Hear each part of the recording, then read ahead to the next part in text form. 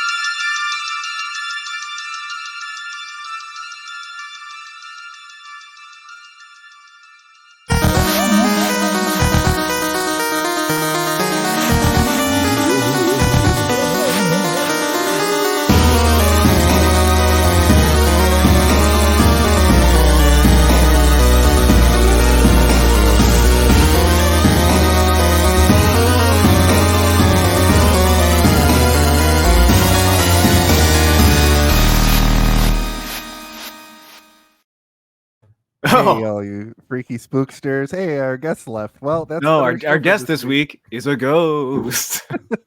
He's been eaten by the Anaconda. Welcome to Hey, Did You See This One? We are podcasting. the weekly roundtable review discussion reaction long form deep dive on movies that we do each and every week here on Twitch and YouTube and wherever you're watching us. My name is Jason Jane Canonda R. Phillips. I'm joined as always by old Stephen Buns Hun R.W. Waters, and this is episode 149. I've sort of denoted this one as our season finale. We're going into season 3. Oh, it's just a sort of break. We have to end on a cliffhanger. Exactly. Serious one. We have to break from the old. We're going into the new. Just a very formed product, and that's what I kind of want to start in the new season. But this is our season finale. We're talking. It's Crazy Cryptids Month. We're finishing that out. Season 2, episode 49. That's a lot, and we're talking about Anaconda from 1997, starring J-Lo, Ice Cube, Eric Stoltz, John Voight, lots of people. And returning to the show is Mr. Michael Mongiardi. He's back. Hello, thank you for having me. I'll just hold for a second for the applause to finish. Yeah, we're just waiting for the applause. Oh my god, it's still going. Here. There it goes. Okay, thank you. Oh, I just love to see my fans. Can I have just a little bit of a bone to pick with you guys? It's Crazy Cryptid Month. We got the Wolfman. We got the Mothman. We got Bigfoot. And do you think Anaconda is a fictional creature? Is this what you think? So do you think it's made up? Cryptids aren't always made up, man. It just has to have a legend attached to it. Didn't you pick this movie? Hold on. What's going on here? I gave you a I list. didn't know it was Cryptid Month. Otherwise, I would have picked, I don't know, the goat man of Nicaragua or something.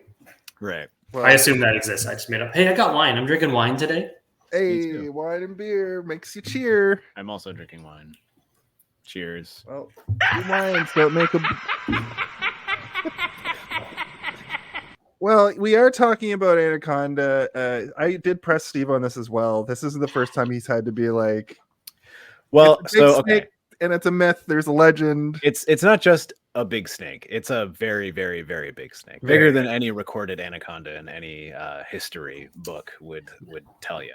Not as big as the snake in Anaconda 2. Oh gosh, Yeah.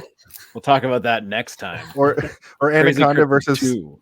Anaconda versus Lake Placid. It's not even Anaconda versus crocodile. Yeah, It's we really should have Anaconda done versus- that one. That's wild. That they did.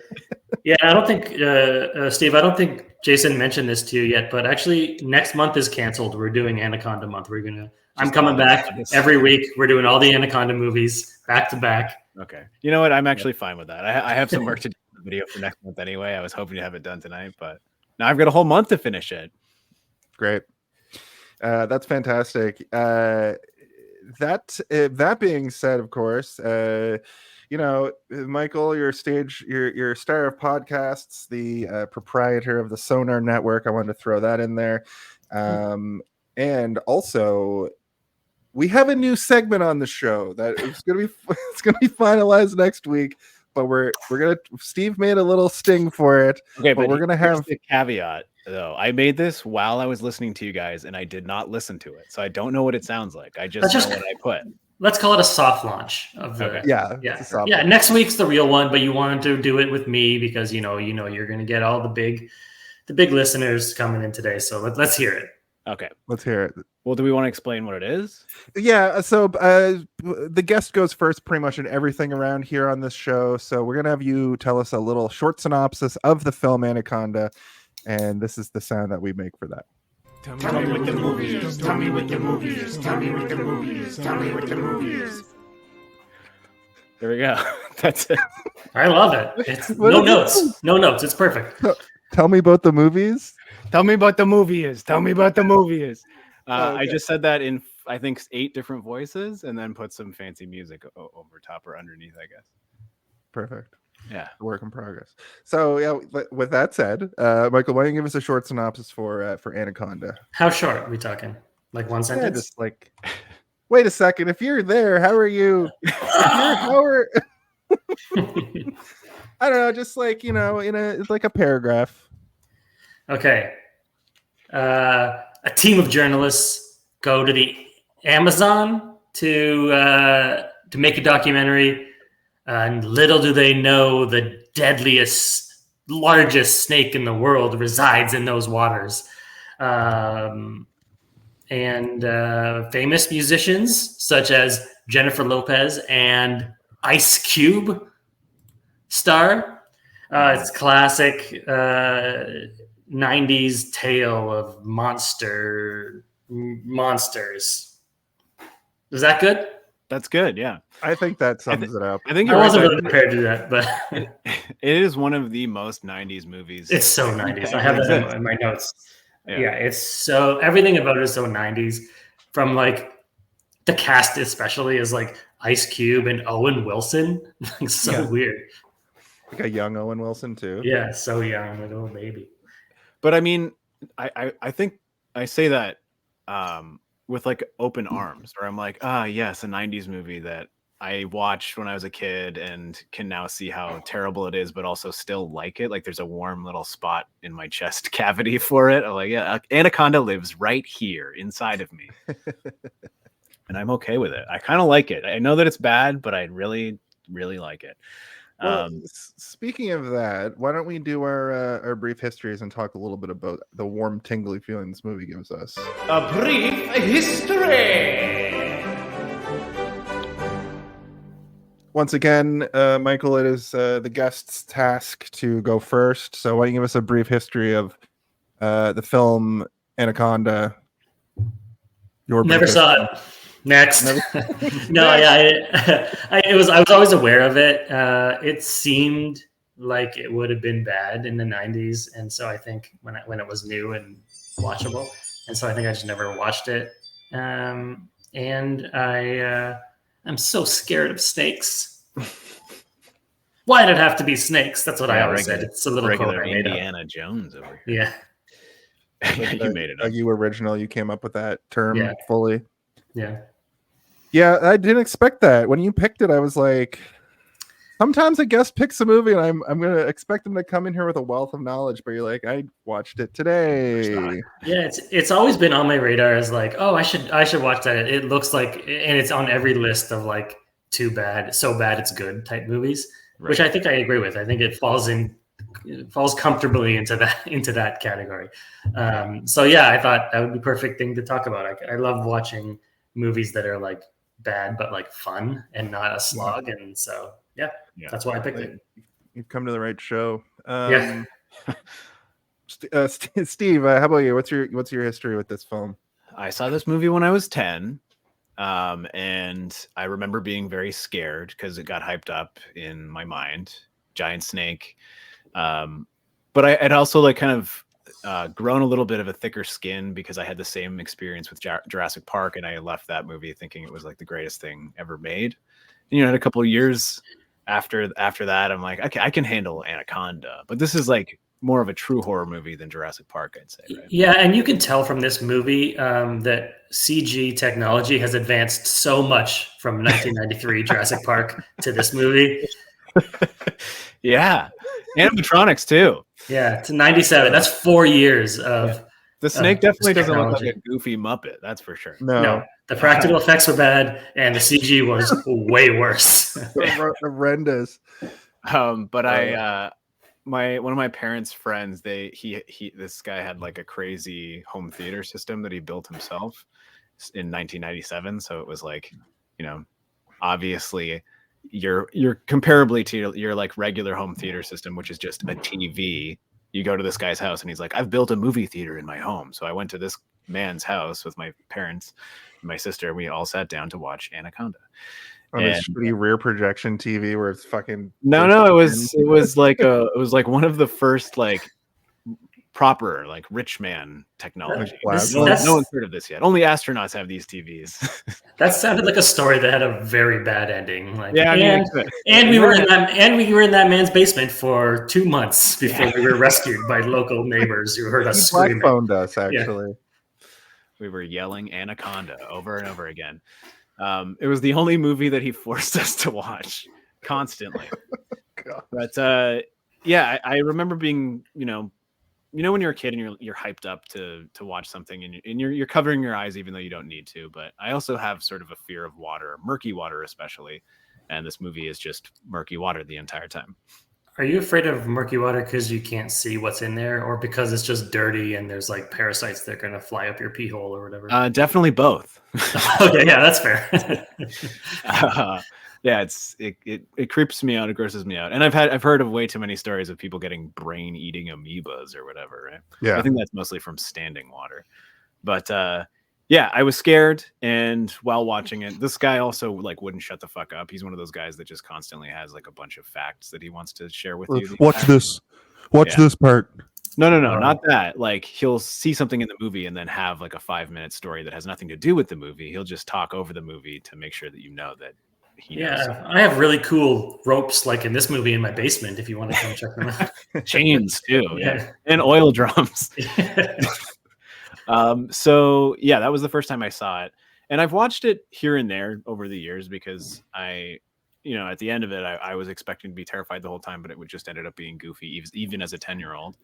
And yeah, I revisit it every once in a while because I think it's fun. No, even though it's so bad, I think it's fun. It is. It's one of those so bad it's fun movies. And like the pacing of it is so good. It's so easy to watch, even though it is like an hour and a half long. It's not a short movie. It's kind of like an in-betweener, but like you don't feel like you're being chained into somebody's basement forced to watch it next to an oil drum. That's for sure. I mean, 89 minutes, that's pretty short. I mean, it doesn't get much shorter than that, I think. I literally watched Hellraiser 4 today, and it's 80 minutes.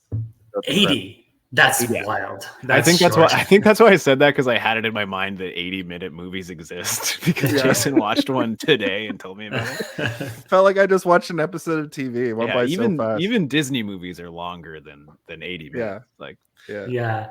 that seems like a movie that was designed with being on television in mind. They're like, we'll Look, break it up so that commercials will perfectly time it out to exactly 2 hours.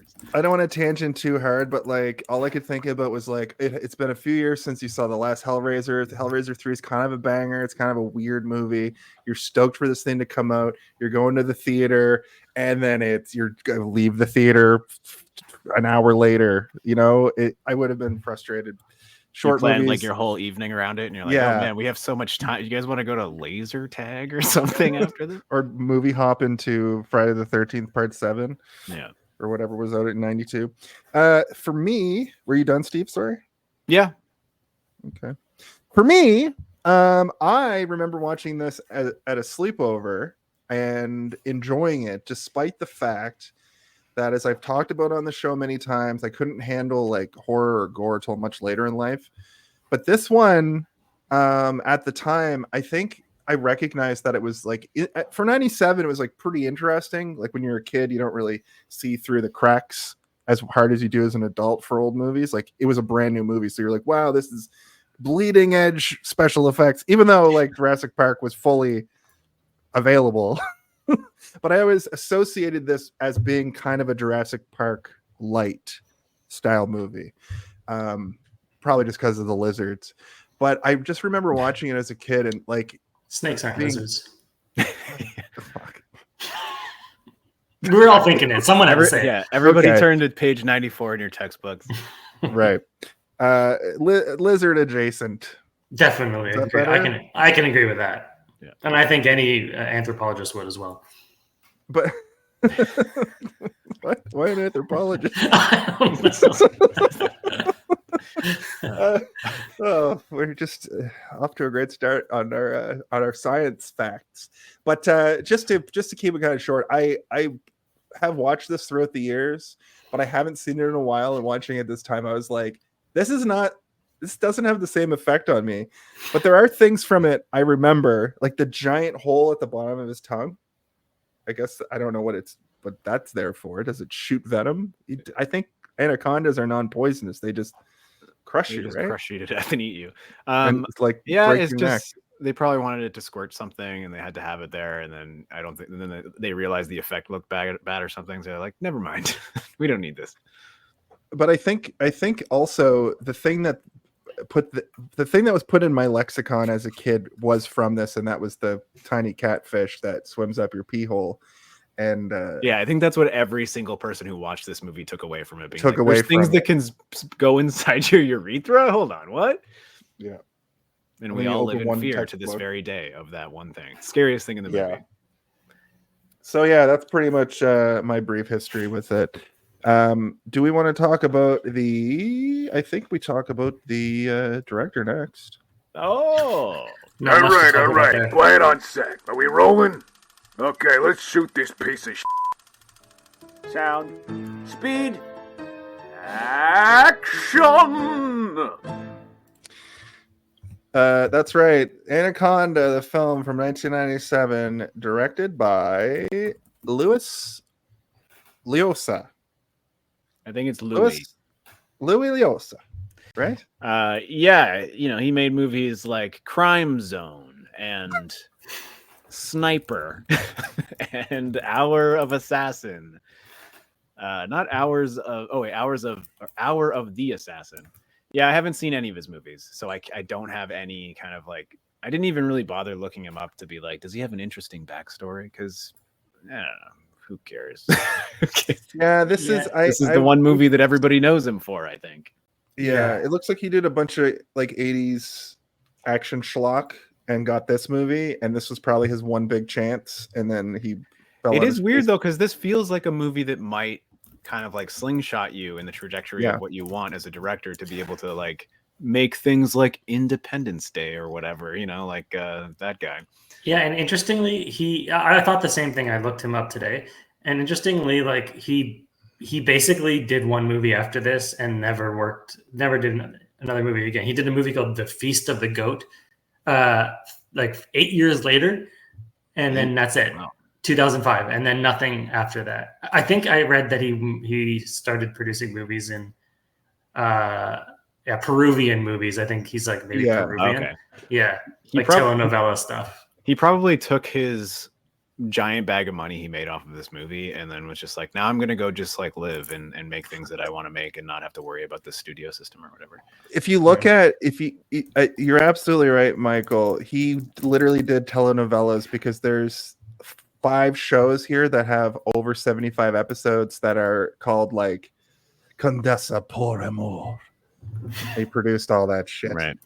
So he was like, The he real took story big is that he bag of kept money. trying to like reuse the Snake Hunter character in every movie that he pitched, and they're like, no, and they're like, and John Voight's on board to do it, and he was like, Yeah, people, he's not are like, up no, to people anything. don't like this. No, people love it. People love the wink. They love his weird accent that you can't really pin down geographically. Yeah, honestly, Paraguayan. if it wasn't for the accent, his acting was great. His performance was amazing, but the accent was very weird and very all over the place. Yeah. I don't know what that decision was because he could have just been John Voight in this movie and it would have been fine. Yeah. What It would have been didn't great need- is if he kept switching accents, like to different accents, like kept forgetting who he was. And it just like turns out he's a weird con man. I mean, he is a weird con man. So maybe he does like a Transylvanian accent or an Australian accent randomly. Just let Voight test out all his accents on Anaconda. You know, he knows what he's doing. He's a professional. Yeah, Tim C nailed it on the head. I did notice that too. It was like, this guy loves close-ups for some reason in a movie where you want to see like the set dressing and like the cool like Amazon setting and stuff. Most of the time it was like very locked into the person's noggin. And not just like a close up, but like a slow push close up where it's like already pretty close, but it's getting closer and closer the entire time, which, you know what, I am a fan of. I think it adds a lot of dramatic tension, but it also telegraphs exactly what's happening. Even though the script isn't strong, you understand what's going on just based on the camera work and the musical kind of stings alone. Yeah. That He being also said, ordered. Oh, sorry.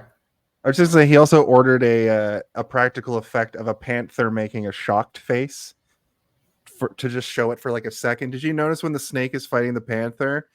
The panther made a face, like they made a practical effect of a panther making a shocked face that it was being squeezed. I don't know if this is his fault, Jason. Don't blame they just showed up with this and he's like, fuck, all right. I said make That's it gonna look live shocked. in my head forever though. I have the flash of that in my mind's eye. And it's gonna be there. It forever. looks like you know, like the Muppet dog from like the Christmas Muppet movie or whatever, where it has like articulated eyebrows. It looks like that, like where it's like, looks like it's spooked by the snake. It's so concerned. weird. Yeah, it's not even like a in pain animal face. It's like, I'm concerned about this. I'm gonna get eaten, I think. Yeah, I agree. Again, though, kind of adds to the charm of this movie. I liked it. I like that weird shit. Shocked panther face was the precursor to shocked Pikachu face. It's true. This man was before his time. Yeah. Cool. So there's not a whole lot to say about Luis Llosa. He made this movie and pretty much it just started producing telenovelas. And I don't want to dig too deep into his history because I'm sure it's probably not great. Do you have the numbers? Yeah, make it. Jeez, guilty and proven until proven innocent in Jason's book. That's right. Do you have the numbers for this movie by any chance? I do. It cost $45 million to make, and it brought in over 36 million, almost, or sorry, 136 million. So that's why wow, it's a Red hit. Box sequels to It's this a hit. day. Yeah.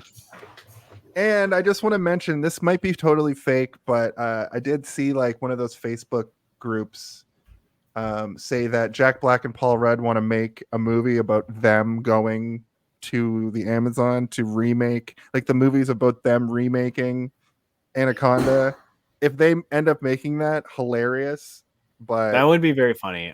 The joke that I made to you when you told me this was like, Owen Wilson should be in it, playing Owen Wilson, and he's like the expert on set, where he's just like, you know, guys, I was in the first one. I know what I'm talking about, or whatever. And he gets eaten and killed the same way. exactly the same way. They do that Where the snake's belly has his face imprinted on it. Yeah, it's just as bad. Yeah. Cool. Well, I appreciate you getting the numbers for that. That's been our director talk, and I think if everything's lined up, we can go into the body of the episode. Oh, we lost our guest for real. Oh. Well, the body of the episode. Oh, he's back. He's back.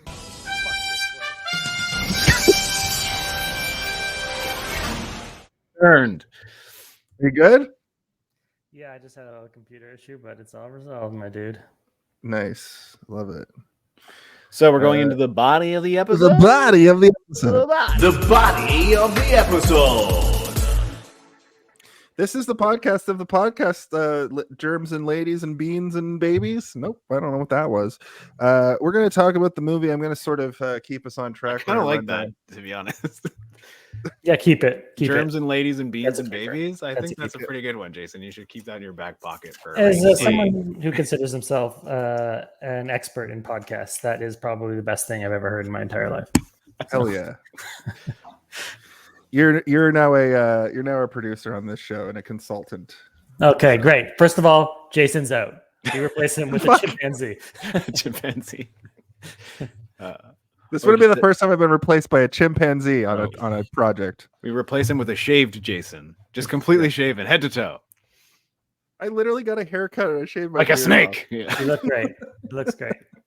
Thank you. So we do learn a great fact about anacondas at the top of this movie, which we never really see the anaconda do, except for like once, kind of. But We do, but Anacondas- not in a way that's satisfying.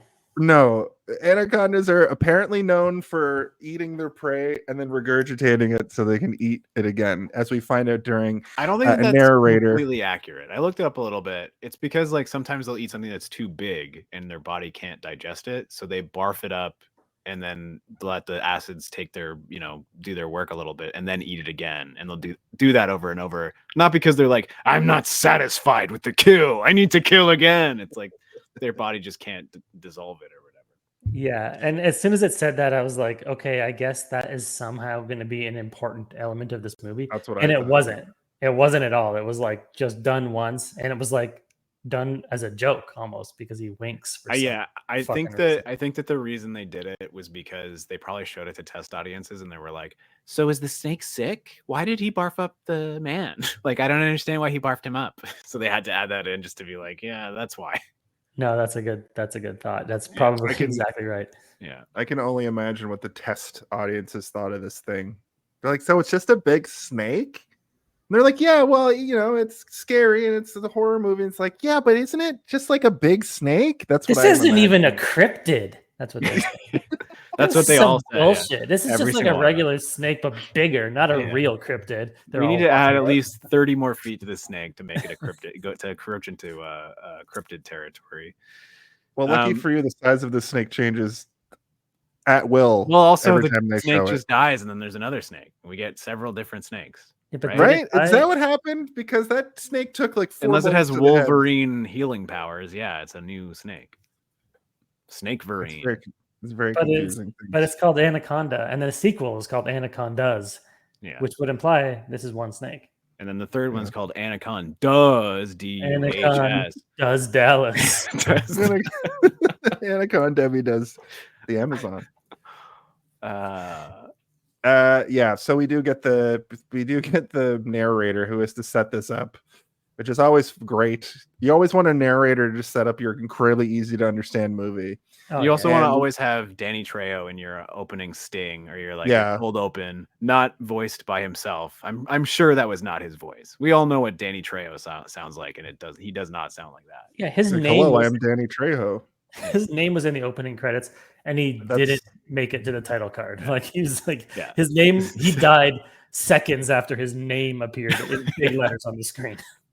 I wonder if that was like a weird thing where they shot that like way earlier or something, and then he had like picked up a little bit of fame somewhere. Like maybe they shot that as like a test for the movie to be like, this is the opening of the movie and we got to sell this. And then like years later, they finally were able to do it. And they're like, Danny, can we put you? And he's like, yeah, but you got to put me in the opening credits or whatever. But I'm not using my real voice, and don't make me try to. Just dub me over, whatever. And he Perfect shoots Danny him, like, Trejo impression. it was pretty good at first, and then you kind of lost it towards the end when he was just like, I'm Danny Trejo over here. You know, I went to Trejo's Tacos in Los Angeles, and it was a great. It was some good tacos. I've heard they're good. Yeah, I've heard they're very good. Was he just there working the counter? Yeah, he was just putting lettuce on everything. Yeah. Hey, you want some fucking lettuce over here? Make sure it's not too spicy. He's like, what? you eat them the way I make them. We do get so they do show the snake in this comically early, but in this whole sequence it is like the POV of the snake. But we do get a goofy scene where like Danny Trejo's just like climbing up the boat, and then I guess he realizes the writing's on the wall and he's going to get eaten, so he shoots himself in the head and then just like falls off the boat. Well, because he knows that the snake will do worse than a bullet to the brain to him. It's gonna, what does he say later? It's like the squeeze is so tight, it makes your veins explode or whatever. Like John Voight later on, like talking about how they'll pop you like a balloon and then break all your bones before you're dead. It doesn't sound like a great way to die. No, and he's part of that, right? He's part of the coup or whatever. Like, isn't he part of the team? He's like he's John Voight's, I don't know, like treasure finder or whatever. I don't know. They don't really explain it well enough that you fully know what's going on. You just kind of know what's going on. We find out that Danny Trejo, John Voight, and the captain of this boat, Mateo, are all in cahoots. They're like snake hunters, but they're like, we're not gonna do it alone. We've got to trick a bunch of journalists into helping us for some reason. Which was not a reveal at all. Like as soon as they were introduced, it was like, oh yeah, these guys are all up to no good. Yeah. The music, the telegraphing of the camera.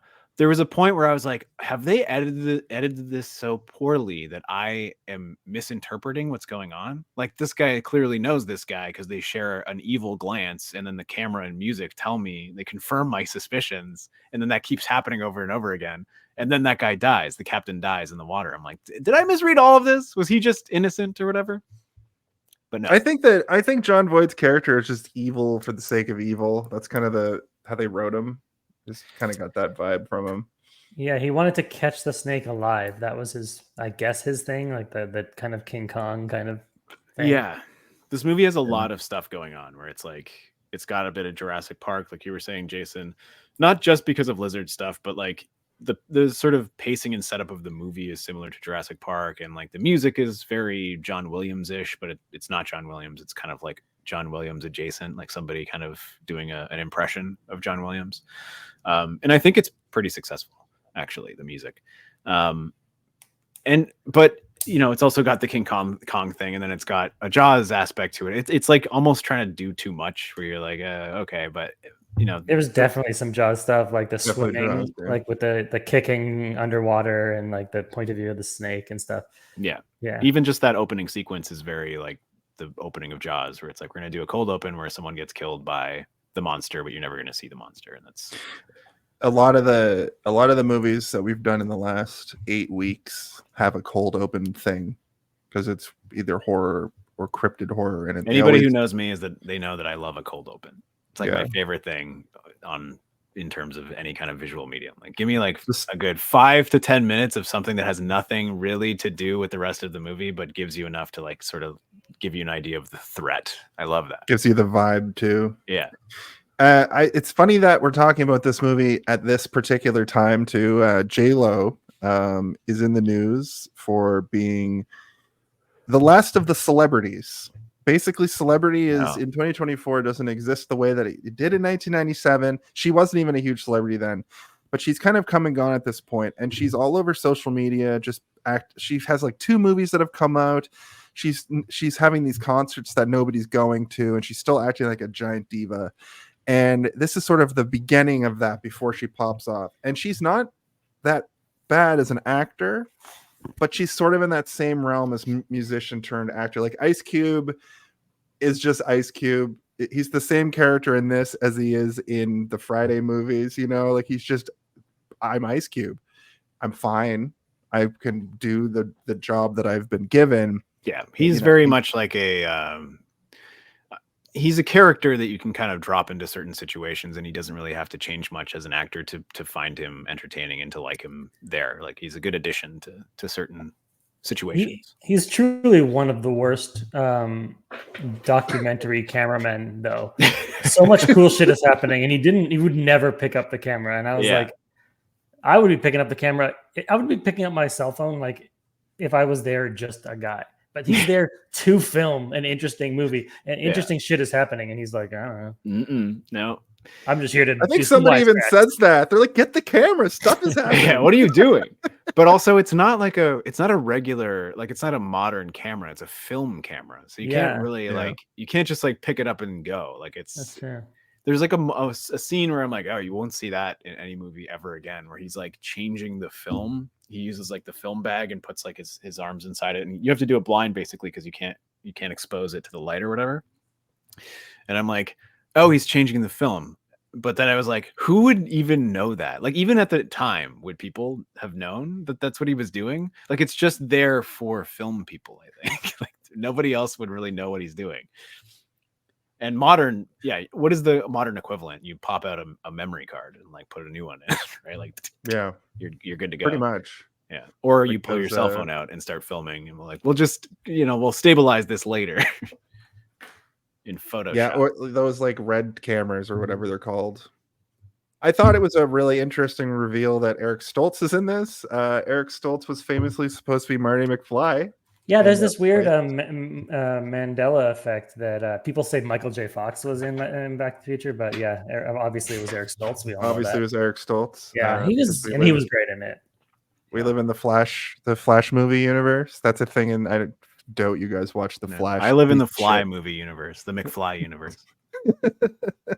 but he goes to this alternate timeline and is like, yeah, Eric Stoltz obviously is Marty McFly, and I laughed at that. But they've headed to Brazil. He had a great job though. He got to sleep for the whole movie. Yeah, true. And he's like fourth billed, I think, in the movie. Like his name comes up fourth, and he's unconscious for 99% of this movie. My favorite part of his, and he gets to live at the end. Yeah, and save the day too, sort of a little bit. Yeah.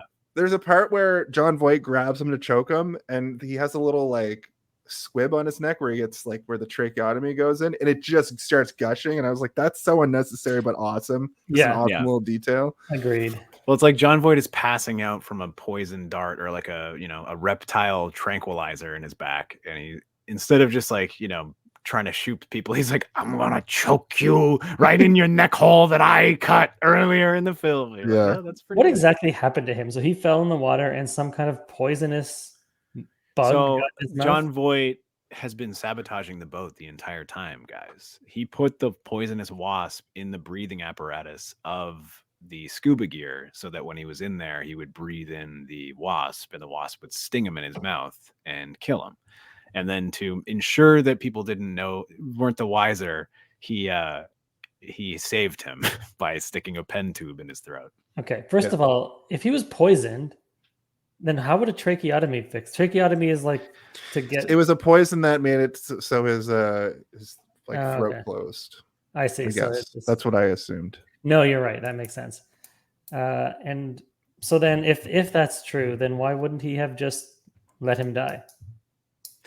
Because he wanted to look like a savior so that everybody else on the boat would trust him more. So like he would be able to start poisoning everybody's minds and be like, there's a snake out here and it's worth $1 million.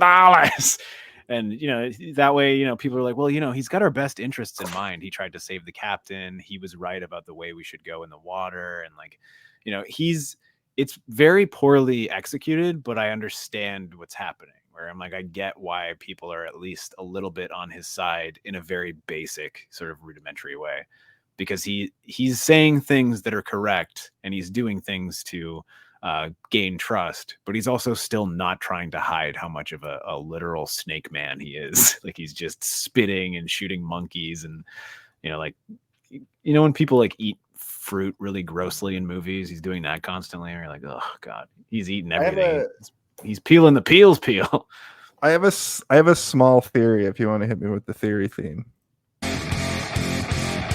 Theories. John Voight's performance in this movie is so ridiculous, and that accent almost sounds like Marlon Brando in Apocalypse Now. And I theorized that this is John Voight's Apocalypse Now. Okay. I mean, I don't hate the theory, but I don't think you're right. No, but he's just so like I'm doing a master class in the Amazon, just like my hero. Well, he added the affectation of his character winking to people all the time because Right. he wanted to wink in his death scene because he knew the movie was silly. He's like, I understand this is a silly movie, so I want to literally wink at the camera at the end of the movie to be like, oh, fun, right? Pretty much just a fun flick. So he has the literal wink to the camera while he's being deteriorated by stomach acids of a snake. Which wasn't in the script. He just was like, maybe my character just, winks at everybody all the time. So later on when I'm dying, I can wink and it'll be fun. And they were like, yeah, that sounds great. Sounds like a good thing to do. In fact, was not fun. It was off-putting and weird. Yeah. Yeah, it makes the gross scene even grosser that he's like still got the weird mental capacity to be like, I know I'm half digested right now, but I'm going to wink at you.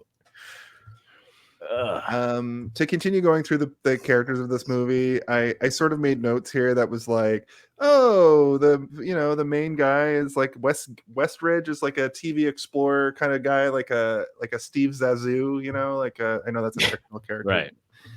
Jacques Cousteau is the original. Yeah, they literally name dropped Cousteau in the movie. Right. I like the introduction of the characters. I think it's paint by numbers in the execution, but it's pretty effective. Like I get the Owen Wilson's horny. Yeah, I know who everybody is within the first 8 minutes of this movie. Honestly, that's a pickup line that I think I will take with me away from this movie. Being in the jungle makes me horny. Yeah. Can't you feel it? Yeah. Can't you just feel it? You can use that anywhere. You're at Starbucks. Yeah. Being at Starbucks makes me horny. Yeah. How about you? I mean, I know when I'm in Starbucks, I only got one thing on my mind.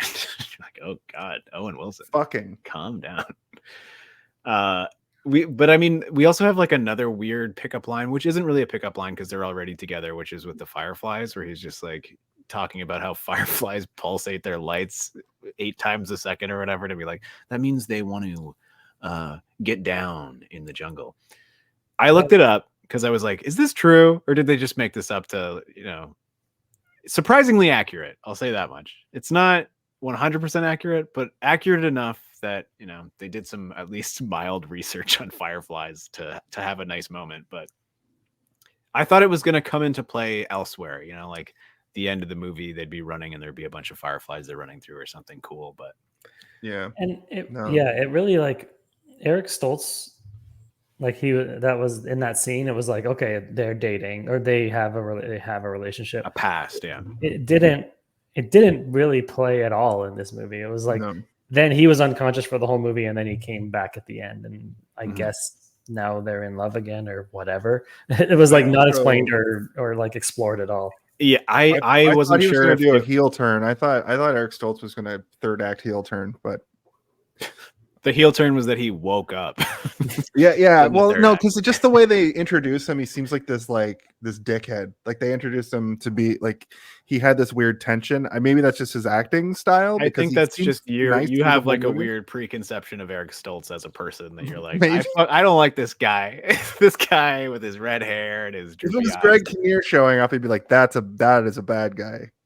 He also often plays skeezy characters in a lot of movies, so it's not, I can understand why you would feel that way, but nothing that he's done in the movie makes him feel. He just seems a little bit overconfident, and he's being kind of kooky, like, oh, I got attacked by some piranhas and I almost didn't make it, and they have a little chuckle between each other. But Mike, like you said, the chemistry is sort of diluted and unclear, and there's no solidifying factor to make me realize, other than them telling us literally they're in a relationship. I'm like, oh, these people, wait, they have a past? What's the past? We don't know. We never find out. And then, like you said, he falls asleep.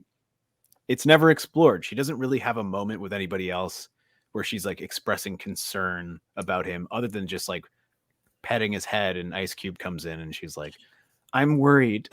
Like, yeah. There was a moment where she pretended to want to fuck an elderly man. Yeah. She put on some flesh The colored lipstick scene was yeah. wild. She's Yeah, like, that whole "I know scene what I was like, must do." wow.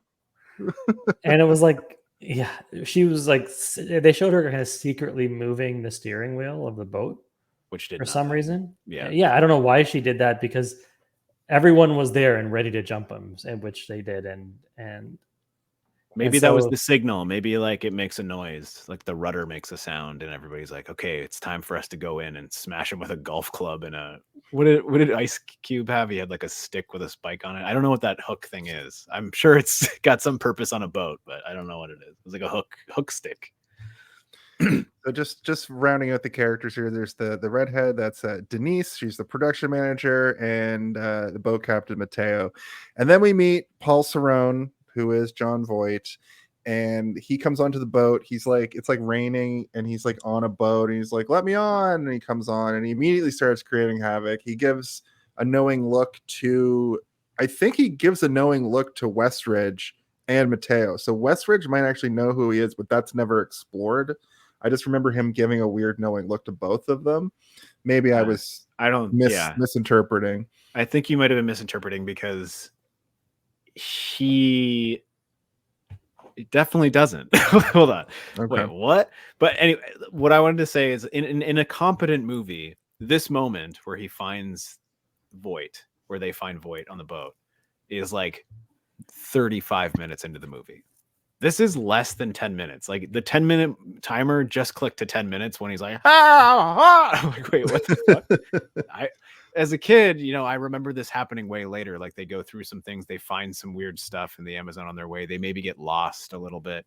The captain, you know, if they're working together, have them build some mistrust with him, like he doesn't know what he's doing. But no, he's there almost immediately. If you showed up late to this movie, you would have thought that John Voight left the dock with them. And then at minute 11, we fucking see the snake. They don't, like, they're done with all the Jaws stuff at this point. We get a full shot of the snake's face, like, moments after this. Oh, when it kills the panther, yeah. Yeah, we didn't do the monster thing where that's like, okay though. I don't mind that, because I feel like, you know, they've gone through all the motions of like, we have to introduce all these characters. Now what do we do? Well, we should show the monster for a second doing something crazy, and it squeezes a panther so hard it pops its eyeball out or whatever. Yeah. And did you guys notice how much ADR there was in this movie? Oh God, yes. I think this is my theory, that because there was a lot of it looked like it was just a set, like it looked almost like a play, like you're watching like a community theater play set Right. of a boat. And then sometimes they would be clearly outside on a river, like on a boat or whatever. And anytime they were like legit outside, it was like really obvious ADR. Yeah, and the little, not even just that though, like sometimes you can like, you knew that they were like, we got to throw a line in here because people will be confused. And it happened like so many times where it didn't need to. So like the moment, I know this is jumping way ahead, but there's a moment where he gets stabbed in the back with the dart. And I was going to bring that. Yeah. And he falls in the water. And like, you can see the dart floating in the water after he falls in. And then Ice Cube is like, damn, the dart came out of his back. From like behind his head, disembodied voice. No, it's just a shot of the water like this with the dart floating in it. And it's like that's the only shot they had, and they're like, we got to use it. But like, they get a shot of water. But even if the dart didn't come out of his back, who gives a fuck? He's gonna wake up. It's a tranquilizer dart. It'll, you know, if he's back, he's not dead. We don't have to have that. I guess that is meant to explain why he comes back so quickly, because he comes back like right away, pretty much. But you know, also the amount of time people didn't have this discourse for movies is unclear, because there's shots of the riverboat continuously moving until they get to the factory, right? So like, it isn't really clear how much time has passed. It could have been hours. It could have been a whole fucking day. It just, that one in particular, I put it in my notes like, Ice Cube, king of the ADR at its finest. Like, why that dart came out of his back. But there's so many People other didn't moments have like that too. discourse like this about movies yet because the internet was a baby. So it's like, were they so afraid that people are going to be confused by that? And like you said, Steve, the dart is floating in the water.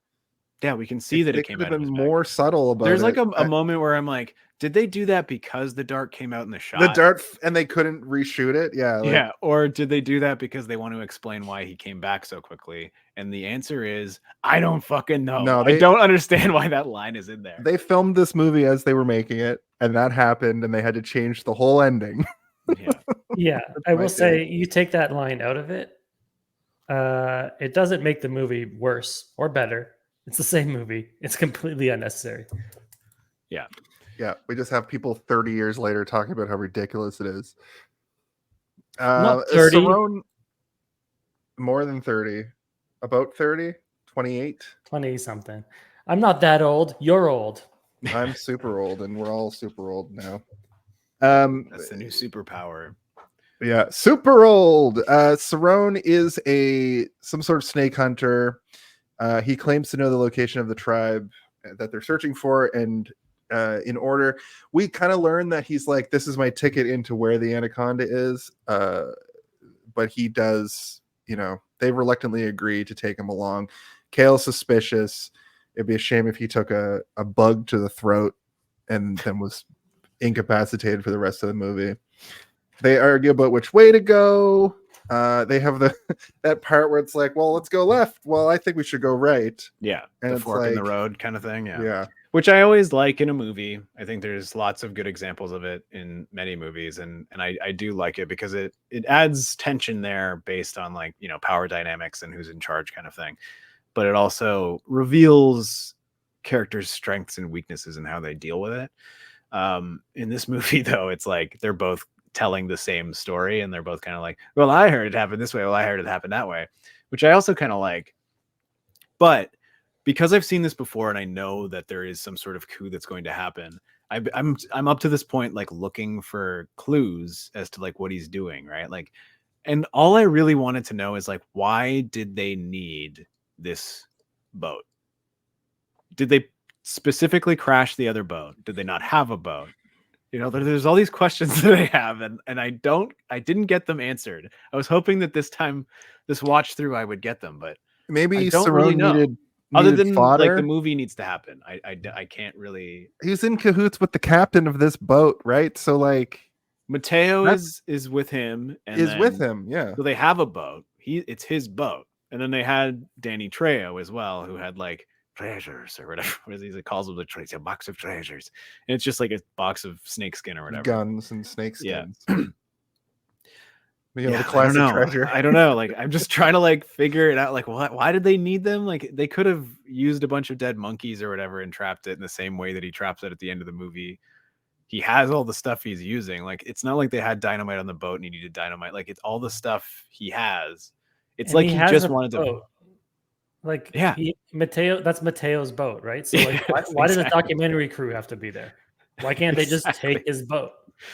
I don't know. Yeah. It's almost like he was like, the only way we're gonna get this snake is if we got a bunch of bait, and the best bait is that's what I'm saying. Bait. Like that's, but there's no moment where he says that. Like, if you want to make that the thing, then make that the thing. Which would be great because it would make him just the ultimate evil. Even guy. eviler than he already is. And he it would does explain a giant plot hole at the same time. Like, it's win-win.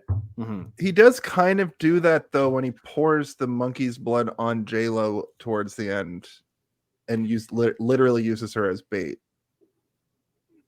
So yeah, but like, it doesn't seem like that was his plan. Yeah, that's the issue. I see what you're If saying. that was his plan, then maybe give us a little bit more early, like have a clandestine conversation between Mateo and Voight, have some sort of like some more evidence of Danny Trejo's character and him having something going on beforehand that they find, maybe Ice Cube finds something in there, or the guy that, have someone else die in there, like Owen Wilson didn't get eaten yet, and he's like, holy shit, these guys are in cahoots, and then he kills him or whatever and feeds him to the snake, like anything.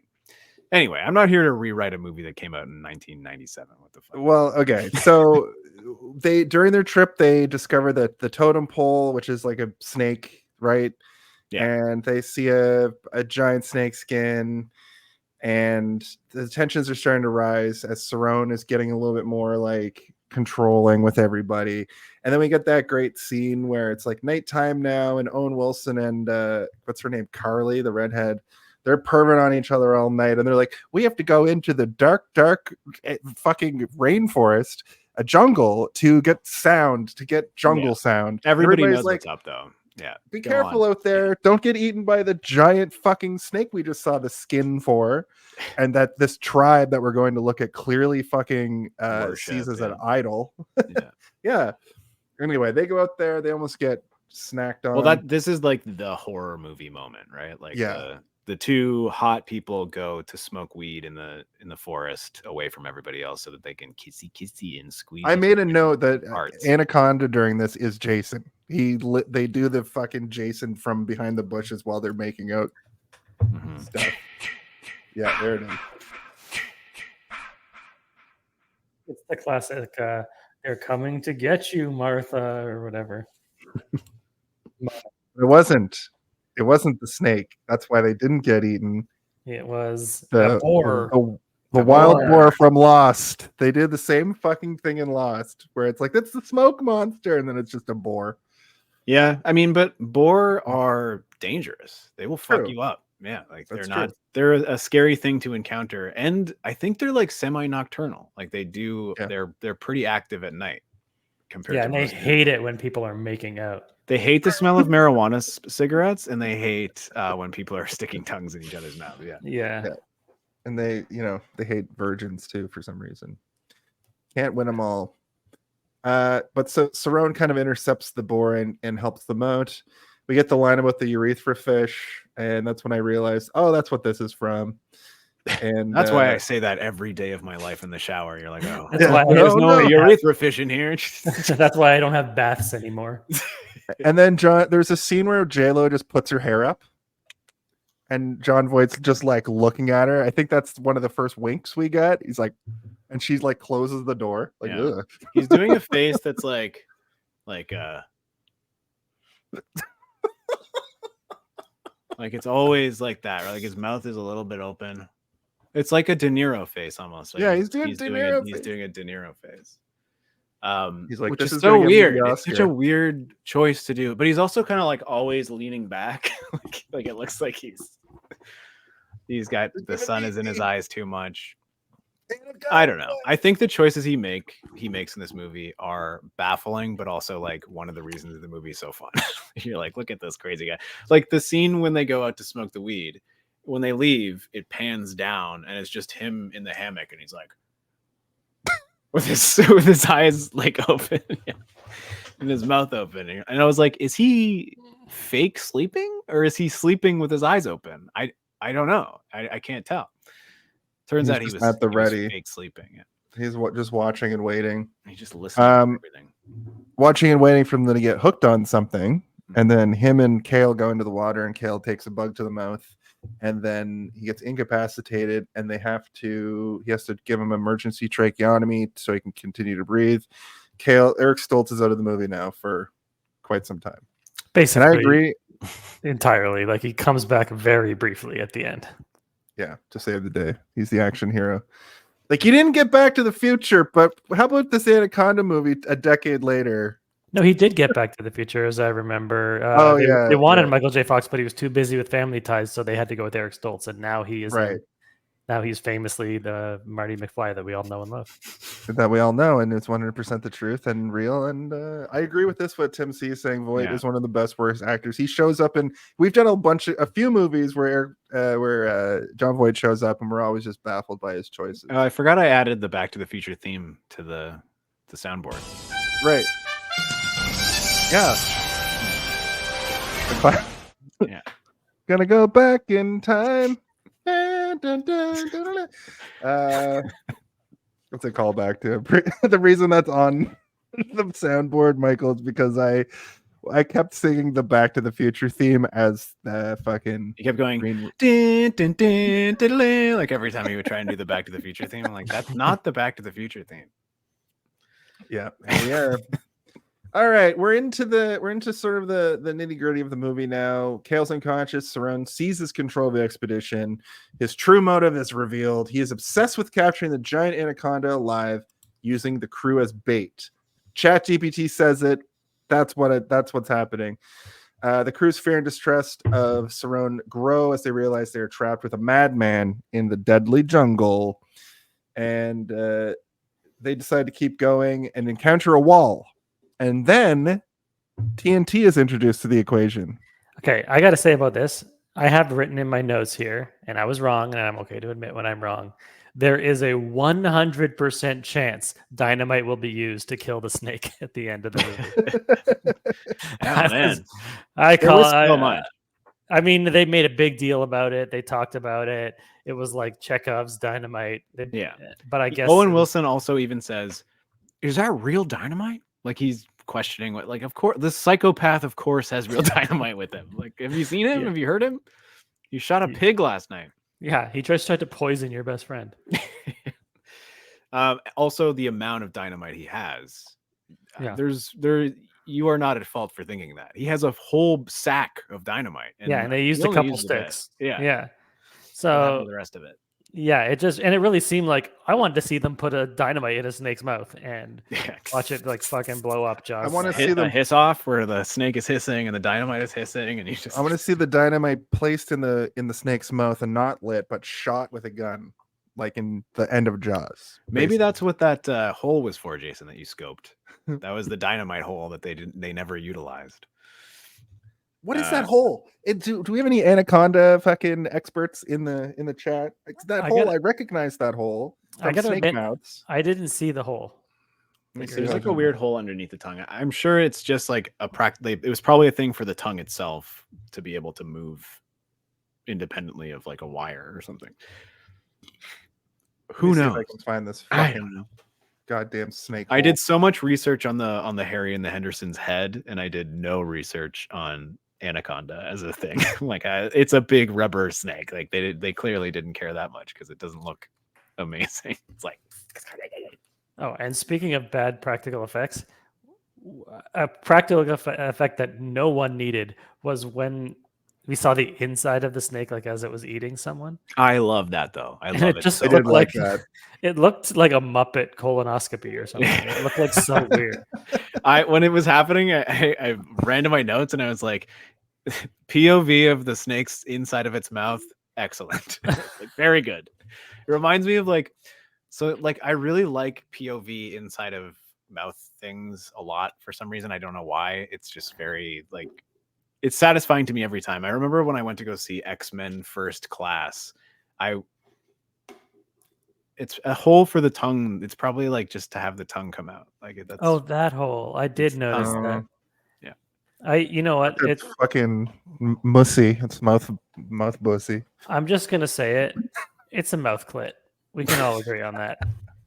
We're all thinking it. But Can someone just say it? Is it not like the hood? It's not, the clit is not there. That's the dynamite would go in. I don't know. I don't know That's where it is. I've never found it. That's the urethra. I can't remember what I said. Oh, I was talking. Anyway. Derailed. Yeah, derailed. No, I was gonna say, like, I remember seeing X-Men First Class, and there's a part where Magneto like pulls a Nazi's like gold fillings out of his mouth, and it's from the POV of the guy's like mouth, like his teeth, and like the fillings rip out and go into Magneto's hand, and I'm like, 9 out of 10. This movie is a masterpiece. like immediately, I was like, POV in mouth, you got it. Is gold magnetic even? I'm sure a little bit.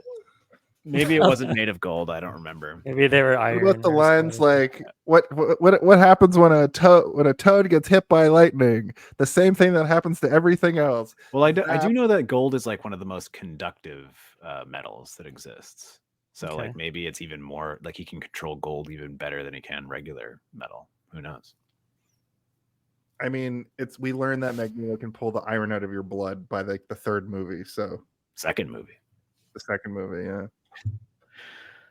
So there you go. Magneto and it shot from inside the man's mouth, and it was amazing. And I was like, how'd they do that? Did they take like 2 fake jaw pieces and put it on either side of the camera and just be like, oh, in German? Mike Smith. Thanks, Mike Smith, for backing me up.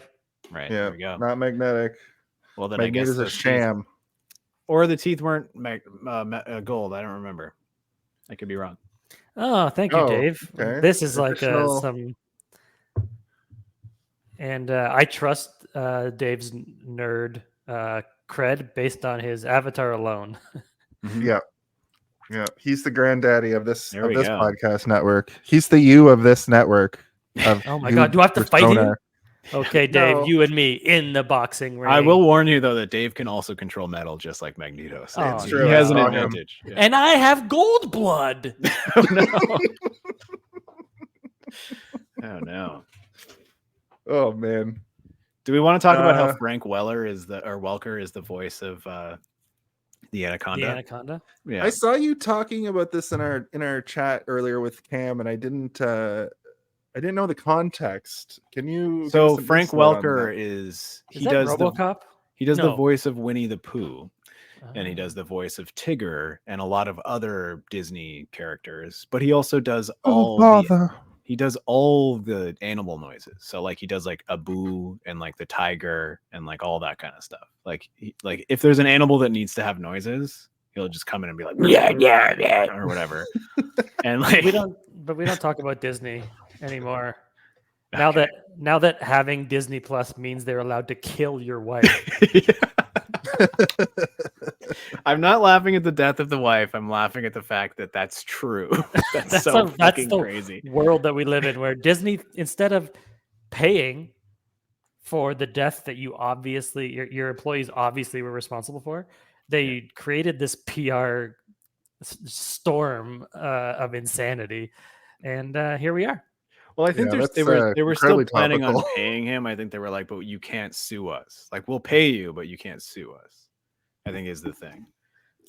Which anyway, so Frank Welker is the voice of the Anaconda. He's going or whatever throughout, which is very funny to me because, you know, he's like a beloved voice actor who does all these sweet characters, but he also does like millions of other weird things. Like he'll just go into the voice acting booth for an afternoon and pretend to be a giant snake. Snakes And you can hear it. You can hear it noises beyond like a slither sound too. in this movie. But this snake is like yeah. And I got to apologize again. I was wrong again, Steven. You were right. Oh. I just Googled this. I Googled this Frank Welker guy, and he is credited in this movie not as Anaconda, but as Anacondas, plural. So I guess there was more than one. Like I said, that one gets shot in the brain at one point and its head explodes. So if it came back, I would be very curious to know. He just sheds his skin and has a new anaconda head underneath. But and also the one at the very end looks bigger. Like it looks like it's bigger than the one that was attacking them earlier. I guess I just thought if it was a different one or something that like something would have been explained. There's someone. Well, also like at the point when they're telling the story, he says that there will be, when you get to the waterfall, there will be warrior snakes that protect it. And so in my mind, as I was watching it, I'm like, are those all the little snakes that they come across? But then I'm like, oh, maybe the warrior snakes that they face are these other anacondas, but they're not as big as the one you're getting to. Well, when they blow the wall, it starts raining fucking snakes. But that's not the waterfall. What I'm saying is it's in the story. Yeah. He literally says in the story, like when you get to the waterfall, you're gonna have to face a warrior snake. And I was like, oh, and they do, and they kill it, and then they get to the what I assume is the final boss snake at the end or whatever, right? So like if you listen to that story that they're telling at the beginning on the river, everything that he says in that story does occur in some degree, or some sort of like version of what he's saying happens, which is kind of cool. I can see how on paper that would be really good. But you know, in this movie, you're like, what is there two snakes or three? And we're like, and someone's like, I think there's one. So they find the crashed ship from, I guess, Mateo and the boys and Cerrone and Danny Trejo, who's I don't think we ever hear what his real name is. But they basically go into the ship looking for fuel because when the chaos is happening, this is so fucking stupid too.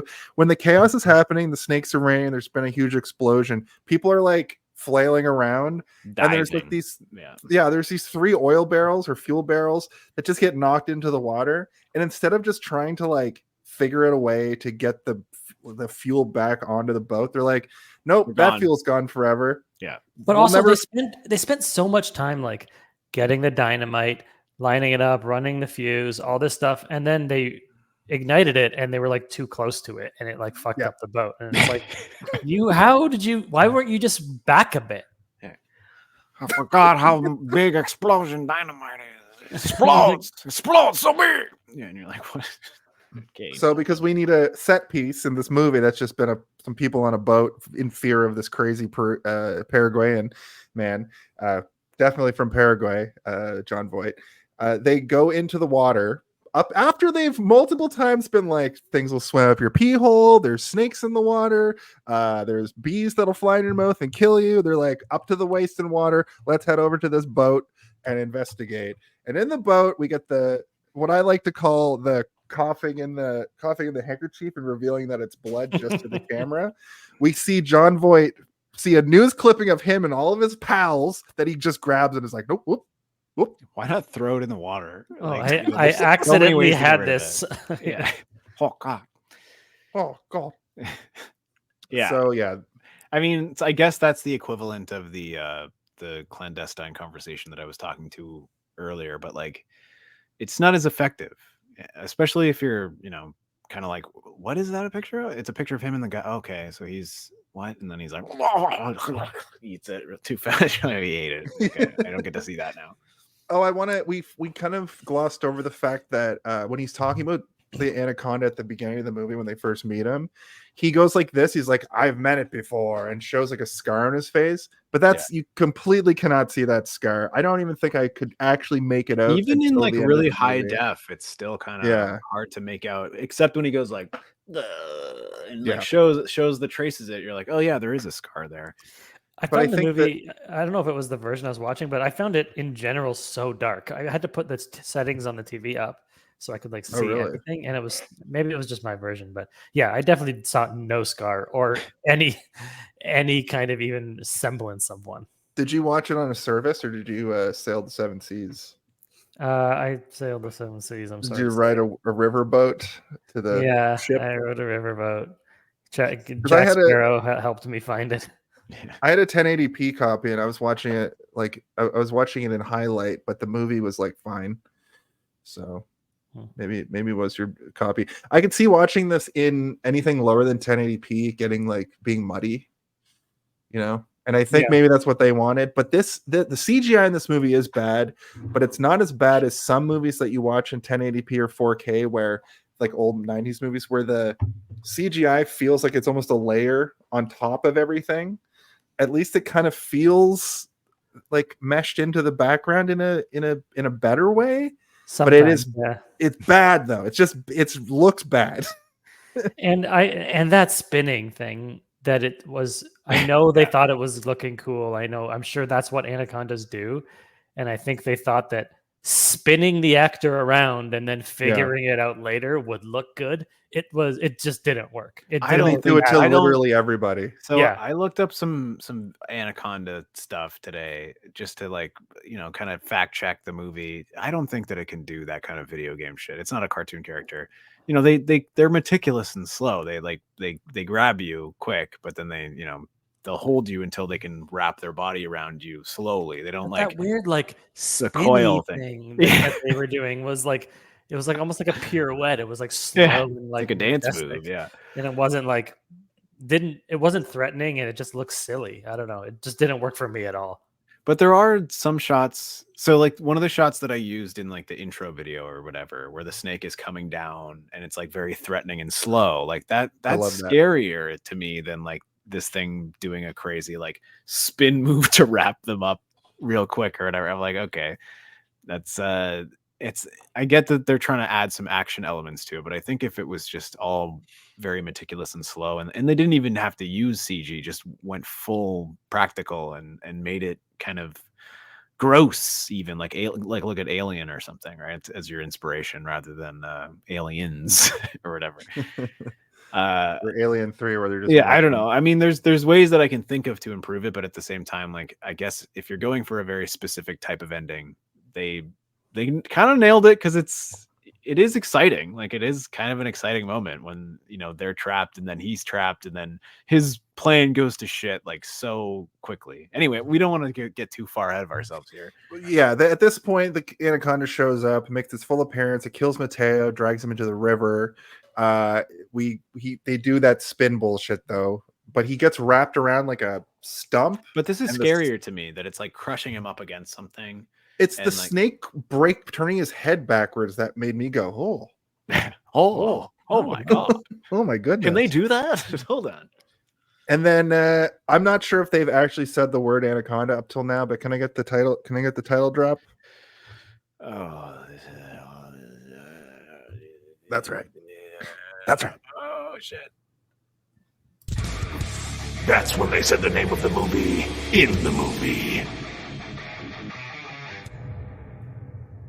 Like guitar, like at the end. At 41 minutes and 58 seconds is the first time correct me if I'm wrong. They never say the word Anaconda until this point. I feel like I would have noticed it, but that was when I clocked the I don't know. I've stopped looking for the titles in these movies. But I'm sure they say it at some point. But they're not. The thing is they're not looking for an anaconda for a very long time, and he doesn't really make it known that he's looking for one for a very long time either, right? Until about a little over halfway, I guess, is where we're at here. This is when the movie sort of like it has this breakneck pace, where things are happening so quickly, and it's establishing so much, and then it kind of finally slows to simmer and steep in its own, be the movie and everything that it's created so far. It's like, okay, now we're gonna slow down. And I appreciate that, but I kind of like it's like the reverse of how you should make a horror movie almost, or like they've taken the bits and pieces and like swapped them around a little bit, where it's like they're sprinting to the middle. Like I often say sprinting to the end when we talk about these types of movies, but this one is like sprinting to the center and then it really slows down and then it like sprints to the end again. Oh, and this is actually the point where he reveals the scar, because like the crew's horrified as they witness that. Then they see the scale of the snake, realize the trouble that they're in, and Cerrone is like describing the anaconda's kills. He also just like is like, whatever, Mateo's gone forever, he's fine, he's dead. And then he's like, I know because I have this scar. And Westridge freaks the fuck out about that. And then Cerrone fucking just is like, we need bait, and kills a monkey, kills a cute little monkey to use as anaconda bait. J-Lo is like, no way. And I thought that at first he was going to eat it. Spiraling a bit. Did I not have food on this boat?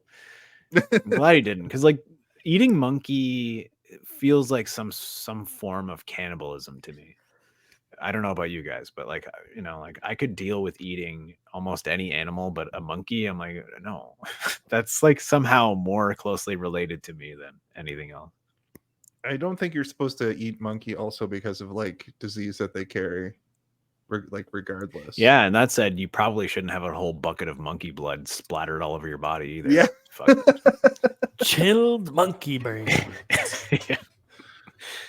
This guy is Indiana Jones. He knows what he's talking about. Yeah, it's a Temple of Doom.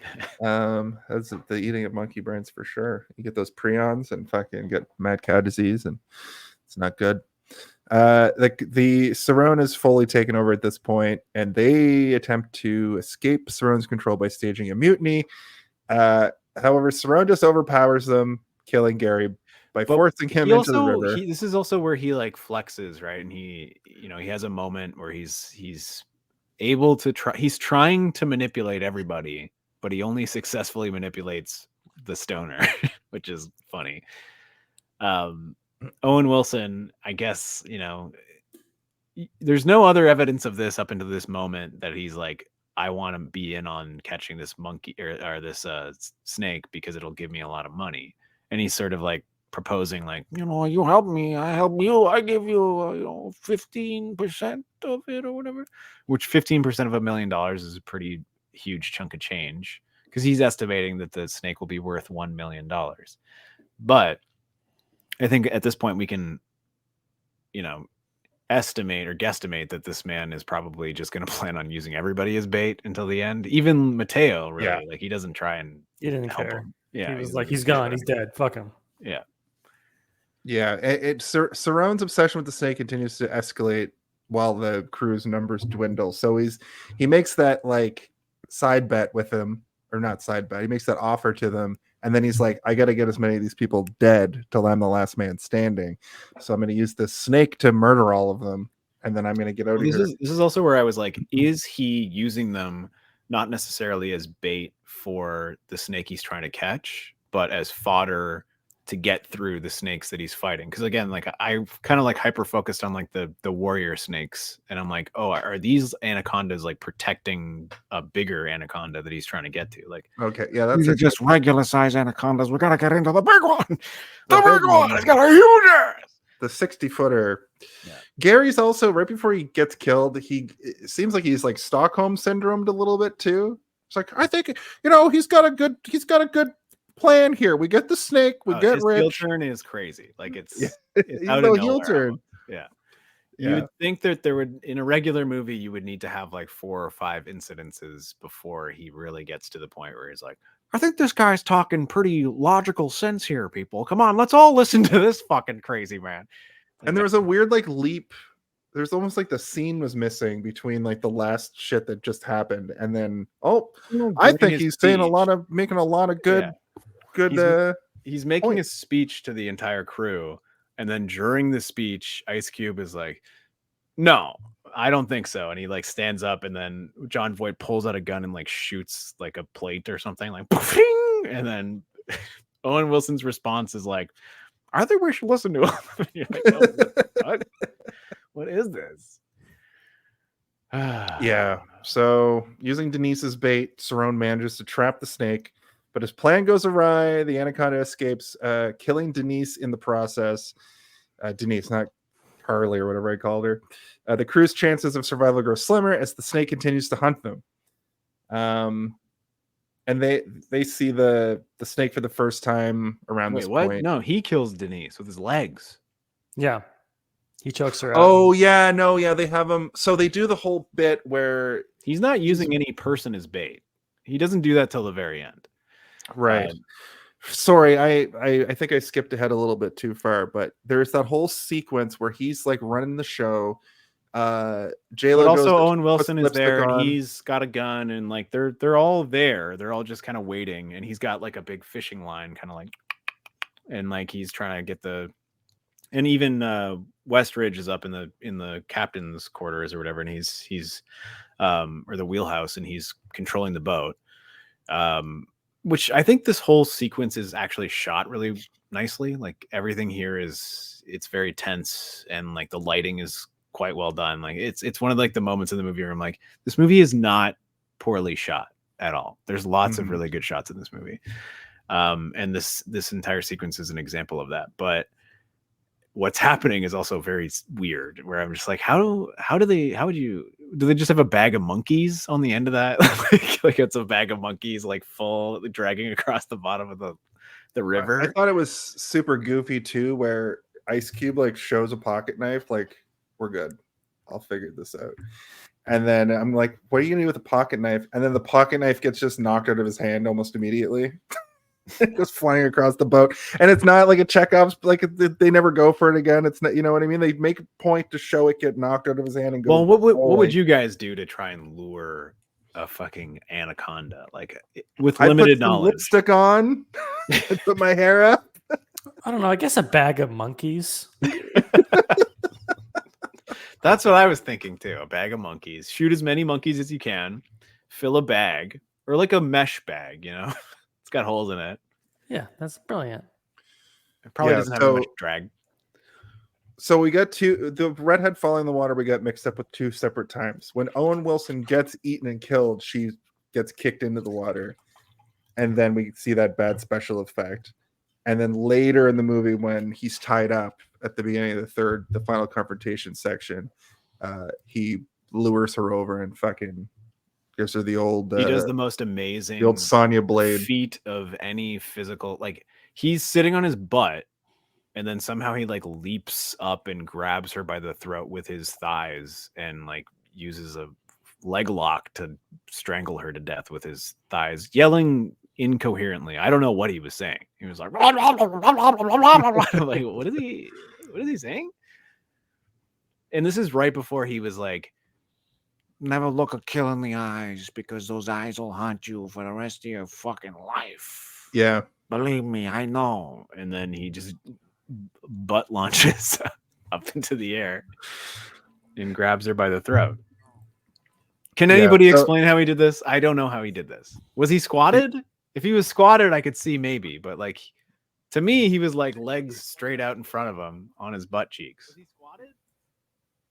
He jumped. He jumped. Okay. That was a good, impressive move for a gray-haired, overweight man. Honestly, he must have had a stunt double or something because he was like quite agile at many points of this movie, and I was like, wow, good for this old man. You know what, though? When he climbs that ladder, that's definitely him, and he climbs it very fast. Like, he climbs it real fast. It's a full floor ladder, you know? Oh, yeah, that's the part I was thinking of. I was like, holy shit, he like flew up that. I can't climb a ladder that way, and I'm young and hot. Yeah. John Voight was 39 when he made this movie. Yeah, 39 in 90s years. Looking pretty rough.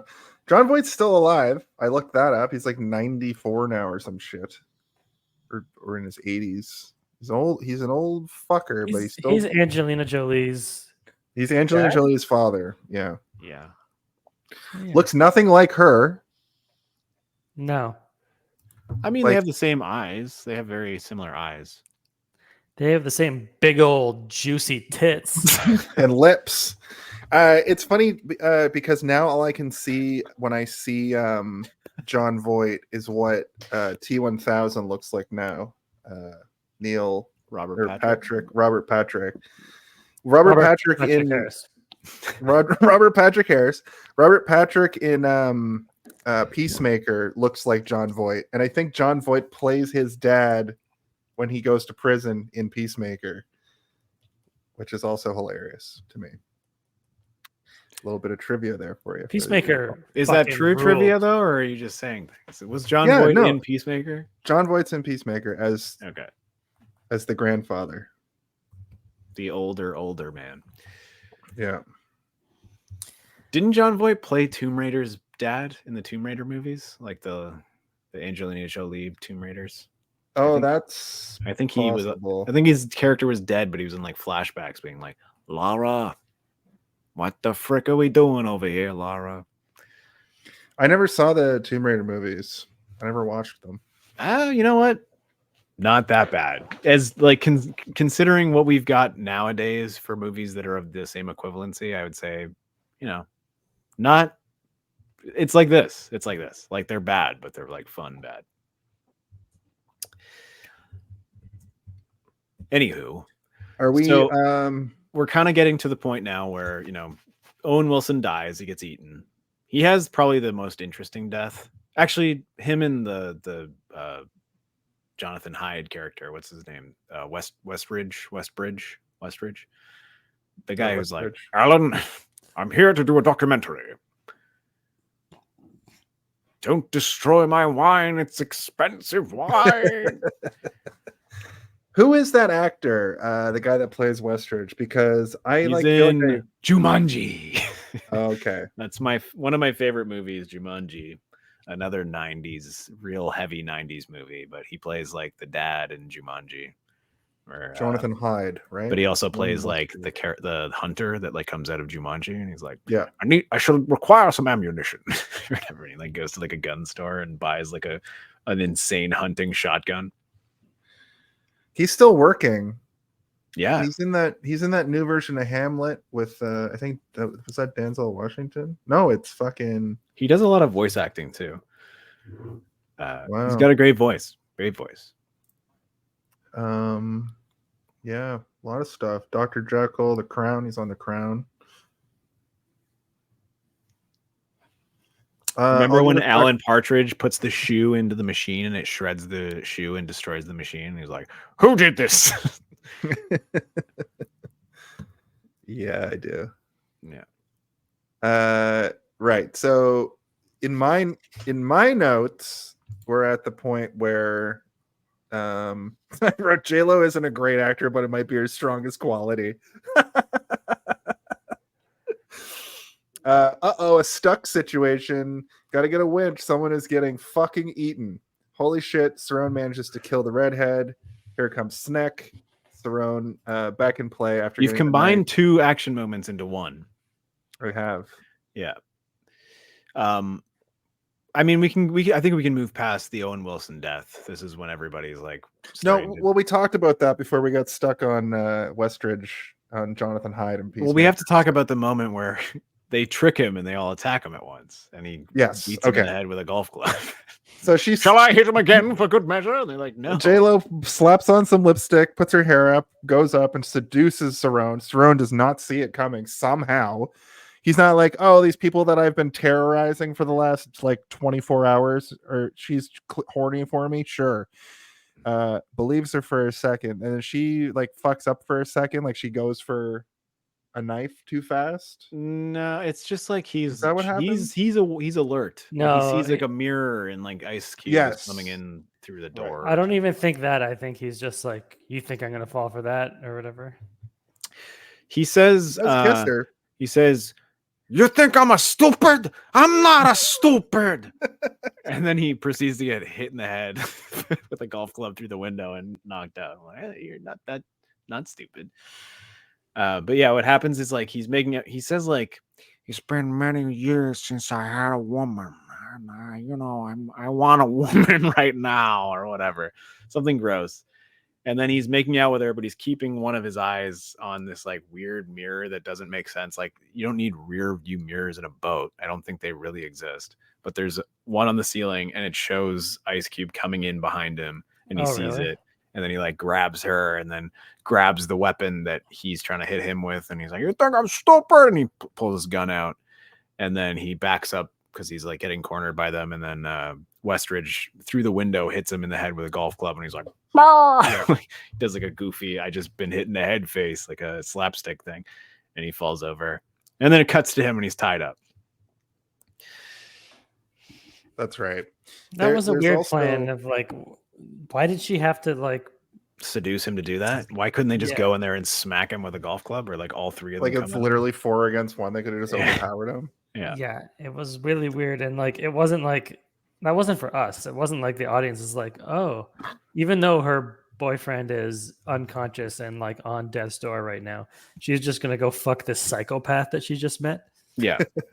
It's not like even like the titillation that you might feel from something like that is completely nullified by like just watching John Voight aggressively kiss Jennifer Lopez. Oh yeah, I forgot about that. I was like, oh, I was just like, oh my god, I can't. This is like, I didn't need that in this movie. He wasn't acting. She was acting. He was not. I don't think she was either. She was like, then they get into the winch. They get stuck on some land and they have to set up a winch, and we get another scene of them like trudging through water, and the snake like attacks immediately. And in the chaos, that's when he like, this is also when you like, someone's gonna die because you've kind of thought their character was a piece of shit through the entire movie, but then you just start to get to like them a little bit, and you're like, okay, this guy's probably dead. So like the Westridge character, when he does like here, let me give you a driving lesson of the boat or whatever. And he's like, the black one does this, the red one does that. And, this does it. And he's like giving Ice Cube like a lesson on how to drive the boat. And Ice Cube's excited and being like, is that all it is? And he's like, yeah, well, now take us home. Ha.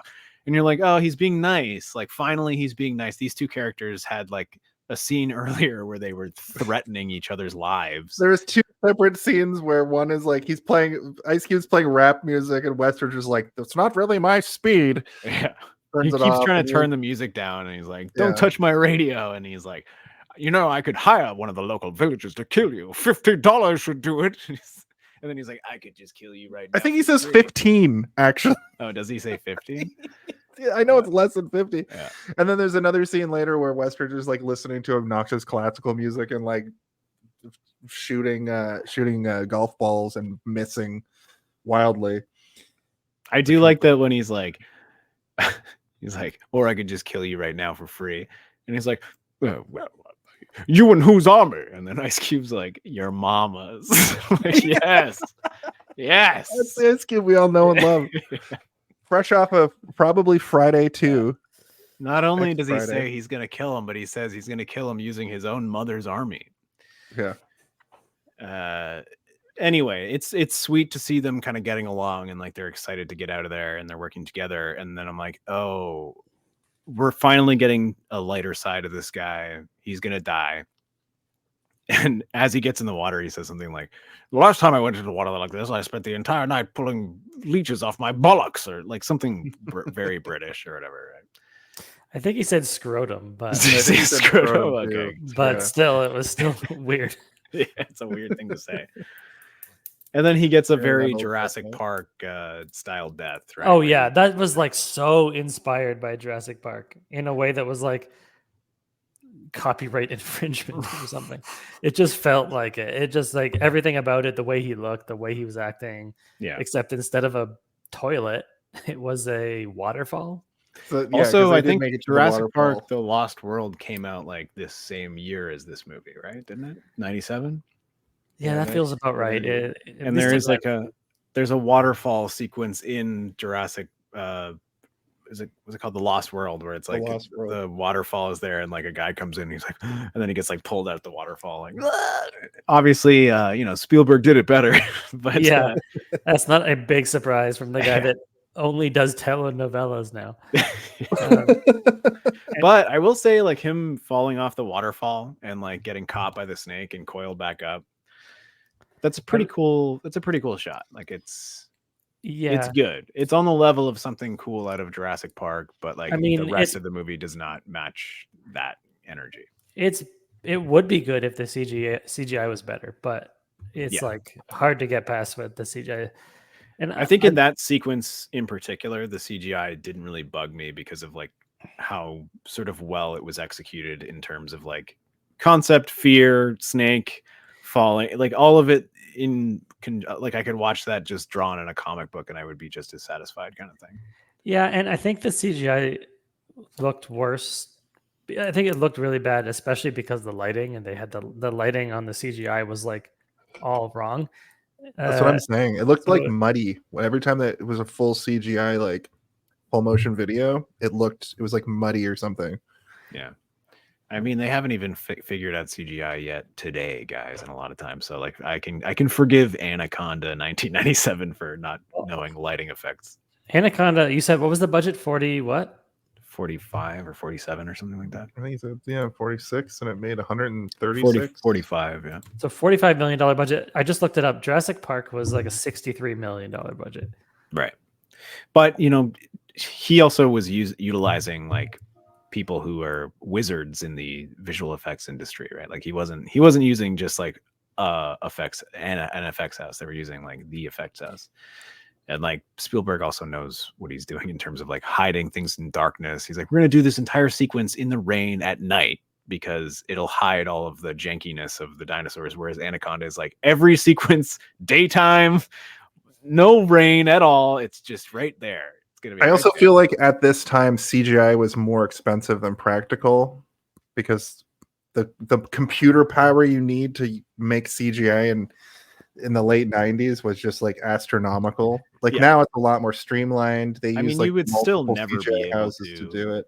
You would never be able to do the effect of a person falling out of a waterfall, getting caught by a snake and coiled up in the snake practically. You just wouldn't be able to do that. It's true. It's so like there are things that they did that I'm like, commendable. I tip my freaking cap to you, Anaconda, for trying it. The snake coming down to the end is like the money shot of the movie. Like it holds. It still looks bad, but it also is just cool. Like just the way it's moving and like the camera movement and everything. It's well shot, even though it doesn't look great. Which I can say about a lot of this movie. A lot of things are well shot, but it doesn't look great. That's my review. Sneak peek review. So Sarone's back in play after killing the redhead by doing a freaky neck Yeah, break He to does a Mortal Kombat move on her, or like a Yeah. UFC move on her. I don't know, whatever you want to take it. the Sonya Blade kill to Kano in Mortal Kombat, basically. I made a note that the Foley for this is wacky because the sounds are all wrong. There's a point earlier. Well, I in the mean, it's a movie- man doing the noise of the snake instead of them taking snake noises, or like But a somebody goes crocodile flying in- sound or something. It's a man. somebody goes going. flying into a somebody goes flying into a barrel, and it's the same sound effect that it's like the hood of a car being pushed down. You know that like like that iron sound, which is like, what are you doing? Did you just like pull out like they didn't have Foley artists for this? They just used a library of sound effects. I'm sure the Willem scream is in this movie. It's got to be. It's when the snake gets shot in the head. Yeah. Yeah. The waterfall sounded wrong. Is a note that I made. Oh. Also, did you guys clock the waterfall going backwards? That's what I wanted to say. when they winch out of there. So remember how I told you that I saw this in a basement with some weirdo who is incapable of not just like giving Actually, you random facts. He's also one of those people that would like say things that are incorrect and like say them as though they are absolute truth and fact. And because I was 10, I would believe it. He once told me that if a man fell from a building, he would die before he hit the ground because his heart would explode in his chest because he'd be so scared that his heart would explode. That's not a pre-internet myth. That's not a real thing. Yeah. He also told, while we were watching this movie, the sequence where the waterfall is going backwards, he stood up, paused the movie, and said, like, "Did you guys see that? The waterfall's going backwards." And then, like, he also, during Ace Ventura, there's a moment where Jim Carrey falls out of the shower when he's completely naked, and there's like a brief moment where you can see his ball sack, and he did the same thing, even though I was like 8 years old. Being like, "Look, it's his balls! It's his balls!" And everyone's like, "Calm down, sit down. We can move on from that." But he then went on to talk about how there are places on Earth where waterfalls go backwards and defy the laws of gravity. And I'm like, that's not real. Like, even as a kid, I was like, that can't be real. Like, gravity exists. And so for like a small portion of my life, I believed, because this full-grown man was telling me that waterfalls could move backwards, that they could move backwards. There were places on Earth where gravity didn't follow the rules of the rest of the planet. Did he believe that, or was he fucking with you? Or I think he truly believed it. Like he was that, because there were people being like, "No, that's not true," and he's like, "No, it's true. It's true." I think it turns out that he was thinking of like underwater waterfalls where like salinated water and non-salinated water can like move through each other. And there are certain areas. I think he was thinking of toilets spinning the other way in the southern hemisphere. Yeah. Or in like Australia, I think all the waterfalls go up. I heard they go up down there. Yeah. And at the top, there's a drop bear. There's like those rivers that change current directions, like partway through the day. Like all of a sudden, the river is going the other way, and there's like a little wave and like that's real. But like waterfalls can't just like, unless Magneto's involved, can't go upwards, I don't know. Tim C, is water a non-ferro metal? Yeah. There's enough iron in it, I'm sure. Maybe. Why did they do that? They love that shot of the boat going past the waterfall so much, but they didn't have it going the right way. All I could think is they had one shot of them going in, and they were like, "We got to use it again because we don't have money." Cutting to another sequence, they were like, "We really need to show a shot of the boat moving away from this area so that everybody knows they've left the area." It's so stupid. Oh damn! The tranquilizer fell out of his body. The thing is that they have like 20 other sequences. They could have even used another sequence in this movie to just like show the boat moving and being like, okay, they're moving on. They've moved. We don't need to show the waterfall. Maybe the director was like self-sabotaging on purpose. He's like, let's just fucking fuck with them. Just fucking do some crazy shit and see if they notice in 30 years from now. No, listen, Jason, I saw this in 1997, and the person that I just told you about paused the movie and then talked about backwards waterfalls for fucking 10 minutes. It's an Easter egg, just the worst Easter egg. He's not doing good. He's not doing good. That guy is not doing good. Voted for conservatives for the rest of his life. I'll talk about him off camera, just because I don't want to like put it out there. It's very weird stuff. Oh, I can't wait. Yeah. So as Ice Cube almost gets eaten, J-Lo shoots the only anaconda in this movie, and then the credits roll, and that's the end. Nope, actually, Cerrone's still in play, and Eric Stoltz shows back up and gets Cerrone. And that's when I noticed the little effect of the blood coming out of the neck, because he fucking grabs him by the neck. And also the ham-fisted ADR happens now, where they get him, they push him in the water, and damn that dirt came out of his back is the line.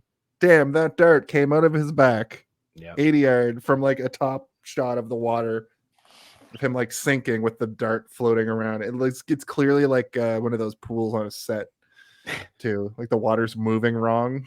It's moving like they're just in a pool. And the waterfall in reverse. I wrote, they just did a reverse shot to save money, I guess. So lame.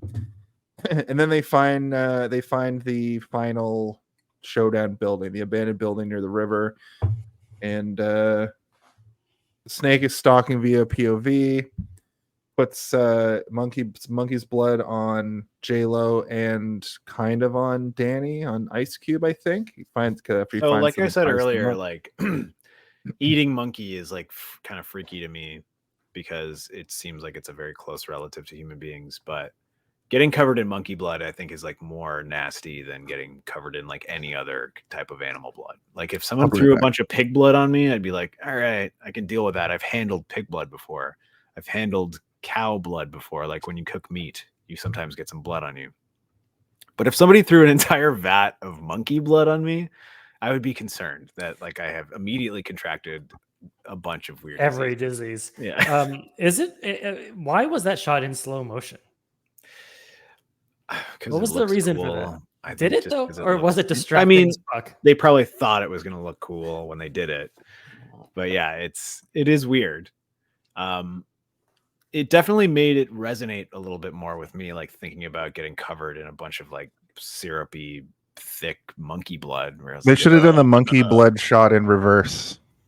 Yeah. Well, they did that at the end of the scene when they were leaving. They showed the monkey blood going back in, so they knew, that's how you knew that they were leaving the building. I'm glad they did the monkey blood thing in slow motion though, because it gave me enough time to finish. Yeah, I finished during the POV inside the snake's mouth. Yeah, I thought so, because that's when I finished as well. We should change the home a little bit all to when did I finish?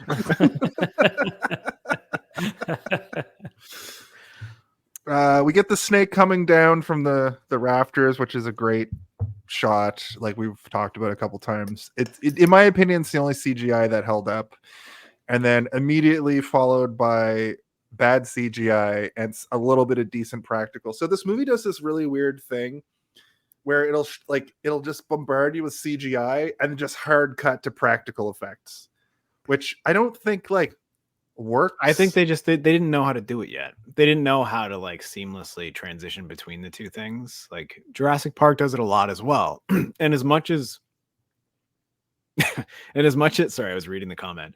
Yeah. And as much as like Jurassic Park does it well, Jurassic Park also does it, they were figuring out how to do it there are moments in Jurassic Park where it doesn't fully hold up in terms of like every single shot. There are some shots in Jurassic Park where you're like, yeesh, but they compared did to this, like a where it's like full-size a T-Rex, snake, rubber snake, and then all of a sudden CGI snake, and then rubber snake, and cutting back in like a flatly lit, dusty warehouse where there's particle effects from dust and like all these things happening.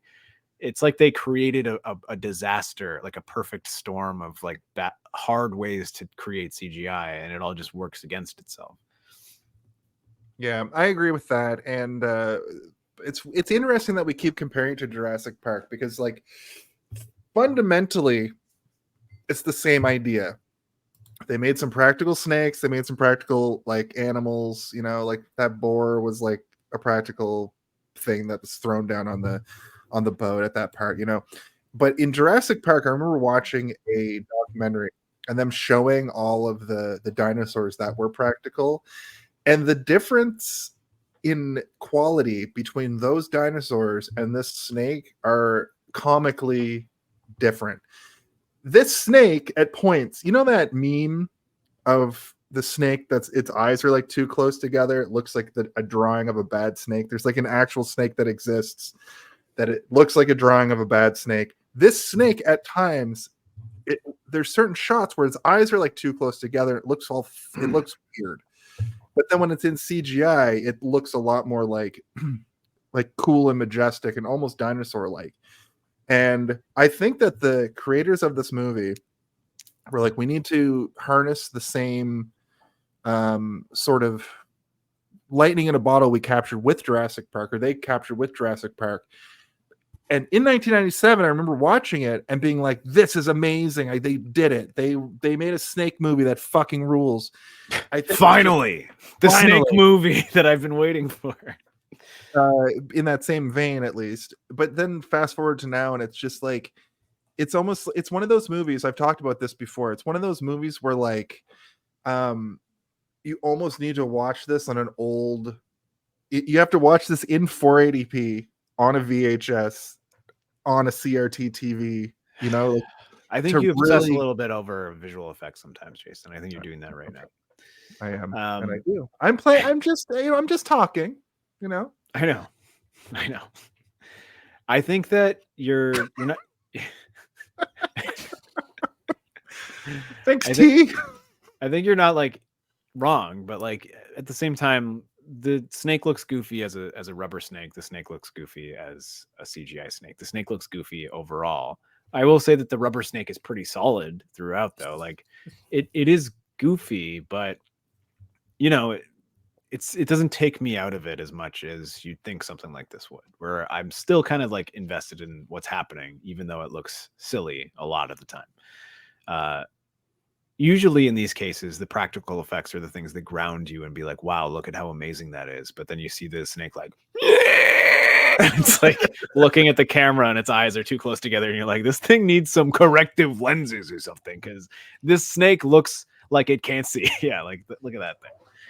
And what about that effect? Like they must have, how did they do at the end with the snake on fire? I guess they must have needed some kind of fancy fire snake technology. That was the most horror movie bullshit that I've ever seen. They called their snake guy, they called their fire guy, and those two like had to sit down at a table and they're like, how do we do this? I mean, I think again, just like the spinning, I think they thought on paper that would be so fucking cool, dude. At the end, can you imagine the snake is on fire? It's on fire. It's coming at you. And once again, it simply did not work at all. It was not threatening or scary. It just looked stupid and was probably so expensive. Yeah. You know what was even worse than this entire sequence, though, was when they first get to the abandoned, what is it, like a log farm? I don't even know what this building is meant for in the middle of the fucking Amazon, whatever the fuck it is.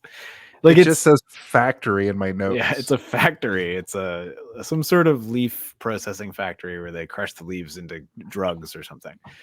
And they're looking around for a minute and they get to a window and then you hear John Voight go, "Welcome!" And then he like gun butts one of them, but somehow they both get knocked out. That is like, did he need to say welcome? Why didn't he just sneak up and knock them out? Could he have trapped them? Would trapping them have been more interesting? Like in the net, you know, like the net that he traps the snakes in, he traps them in that. Is there a better version than him just yelling welcome? Or do we want the welcome? Is the welcome good? Do we like welcome the welcome? It's a villain thing to say, you know, a Batman. All right, well, who do you think he knocked out first with a gun? Because there's two of them. I feel like he is such a good villain that he calculated it just right so that if he hit one person, then their head would hit the other person. Yeah. And then their head would hit the wall. He hit Ice Cube and Ice Cube's head jerked back and knocked out fucking J-Lo. Yeah. Okay. Yeah. Thank you. I was hoping that one of you guys would be able to answer that for me. And Mike, you did it. You did it. You helped me out. I did it. You did it. You did it. I believe it now. Welcome is welcome. I welcome the welcome. So I guess really like this is the end. So, yeah, it's like they manage to escape. The shit gets lit on fire as it's wont to do in a movie like this. They manage to just get Cerrone in the line of fire from the snake. He fucking eats them, and they're still fighting the snake. And then the snake regurgitates Cerrone, and he winks at the camera for some nonsense reason. Just there to be off. That's his whole thing, is that he's constantly winking at people the entire movie. So it's like it's a nervous reaction at this point as his body is going to death rolls. He just winks. So you know how there's all the asymmetrical survival horror games like Friday the 13th and Chainsaw You Massacre. wanted an Anaconda game? Imagine playing as the fucking Anaconda. That would be cool. I think that could be fun. I think that could be interesting. As much as you hate asymmetric horror games, Jason, I fucking love them. Why? I don't why is hate it called asymmetric. I don't understand that. Oh, because like the good 4 versus 1. The bad guy is usually one person, and the good guys are like 4. So like it's it's like Left 4 Dead or whatever. No, not Left 4 Dead. Like the Friday the 13th Dead by Daylight, I think maybe is what you mean. Dead, you can also Dead by Daylight. The bad guys. Oh, right, yeah. Yeah, there's like a ton of them. They made a Killer Clowns from Outer Space recently. Killer Clowns from Outer Space, Leatherface. Oh wow, they're going nuts. There's a Evil Dead one. So the Texas Chainsaw is a little bit more balanced because you get 3. It's like 2 or 3 versus or 2 villains. Well, I mean, no, it's 3 bad guys versus I think it's 6 or 5. I don't know. It's like a weird number. Yeah. Asymmetric is always the name of the game, though, where there's like more survivors than there are killers or whatever. They're fun. We should stream it, guys. We should stream Friday the 13th. It's so fun. I'm in.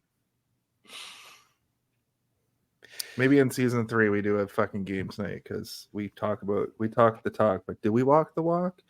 They blow the place and get the fuck out. There's that scene where J-Lo's like climbing up the smokestack. And it's super underwhelming because only the smokestack explodes after they clearly are like, this whole shit's going up.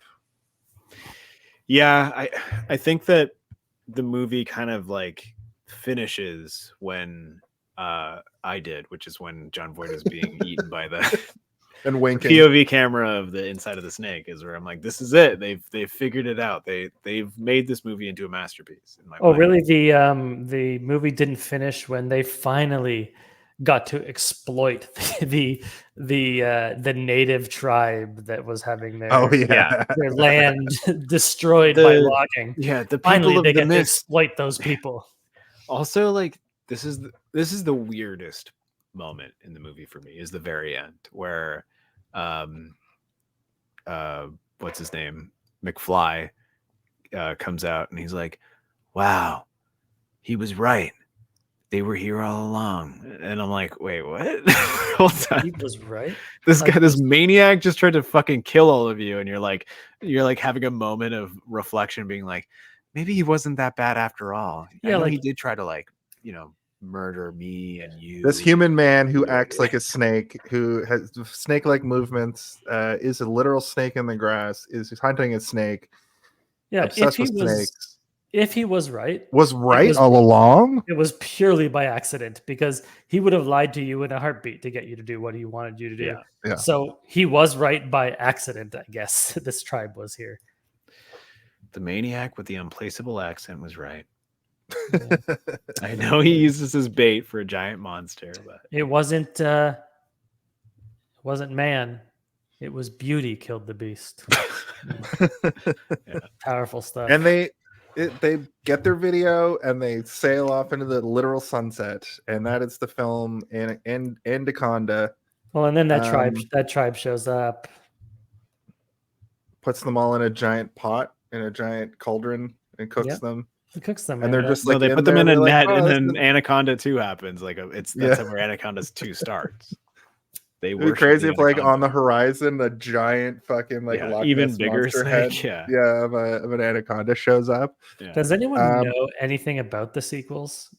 I saw Pretty Anacondas in theater. Was it on the Sci-Fi Network only, or was it a movie that was I in saw theaters? it in theater. Oh my! It's called like What year? Anacondas, like Bloodstone or something. Search Blood of- is thicker than water. Something about the blood orchid or something. Blood orchid, yeah. God. Yeah, they go there to look for a flower. They're not there to look for anacondas. But I mean, I The guess hunt for the blood orchid. This movie, they're not looking for the anaconda either. They're looking for the misty river people or whatever the fuck. I can't remember what they're called, but yeah, that one they're looking for a blood orchid, which I think is like the fountain of youth or something. Like if you take the petals of the blood orchid, it'll reverse aging, or it's something stupid like that. And then after that, I don't remember anything else. I'm sure there's lots of snake antics where they're fighting snakes and stuff. I'm looking at the cast right now, and literally nobody I've ever seen before is in it. That's the difference between this movie and that movie, is that this movie, every single person in it, you've seen in something else before. Yeah. And after. The lead actor's real name is Morris Chestnut. Wow. What a name. Here's a chestnut for you. And there's a guy named Matthew Marston. I wonder if he's related to the Marstons. From the Red Dead Redemption video games, or yes. Oh, James Marsden, probably. Yeah. Right. I meant James Marsden, yeah. It looks fucking bad, but it was 2004, so the CGI is probably better. I'm surprised it was a movie that went into theaters because the next two Anaconda movies are both called Anacondas. The other one's from 2009, and well, I mean, this one should have been called Anacondas as well, because there are multiple. True. I was tricked into thinking there was one Anaconda, and that one that gets you were shot tricked in so the head. hard that even after watching it, you weren't sure if it was a different one or a new one. That's how tricked you were. It's true. So that's Anacondas. Sorry, I wanted to say one thing. Anaconda's blood orchid, Hunt for the Blood Orchid, was on a $25 million budget. So wow, they lost. That might be some pretty mil. rough CG. I mean, this one was a bona fide hit, right? Like a success. It made lots and lots of money. Triple its money. It's surprising that there weren't several sequels like immediately. Yeah. Because it's such a simple concept. Like, especially if you're like, we don't need to make them looking for the anacondas, but like you could have played into it. Like, you know, is there like a Sister Snake movie from this era though? Like I can't even think. Yeah, it's called Sister Snake. Sister Snake. It's called Boa Constrictor. It's called Boa Consister.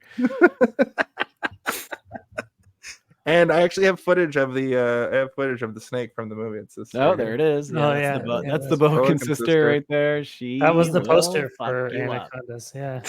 That's all. It doesn't even have the name of the movie on it.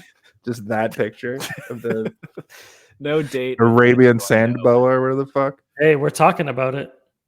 It's true. Marketing works. All publicity is good publicity. That's what they say about it. That's what they say in Anacondas. No, they say, I'm sorry that we made this. Anaconda doesn't. Oh. Why don't we talk about the Home Alone of it all, and then let's wrap this. If you had to pick one, what do you think the Home Alone of it is all? the Home Alone of it all? Can someone please tell me when the Home Alone of I it really all gotta happens? know. When is the Home Alone of What it all? is the Home Alone of it all? Now that's the Home Alone of it all.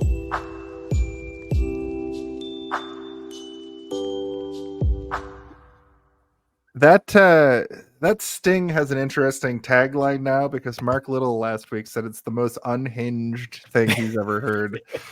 So we have that accolade going for No, he said it was the most psychotic thing he's ever heard. It's psychotic, yeah. Which is true. Mark is one of the funniest people in the world, I would say. Yeah, he's very funny. That was a good episode. But this episode. This is Anaconda, and we're talking about the Home Alone of it all. Which, of course, Michael, you've been here before, so I don't know if you remember, but it is the idea that in the movie Home Alone, everybody wants to see that point when Kevin McAllister slaps down the blueprint on the table, and then he's going to just violate these two cat burglars, essentially. And that's what you're there to see, you know. From Sounds that like you're point describing on- my first viewing experience of Anaconda, Jason. Well, Violated in a basement. oh god. Verbally and visually, and other things happened. I thought you were holding up like a lady's razor, like a leg razor, for a second. What's magic tricks. That's a new one for the show. Oh, whoa.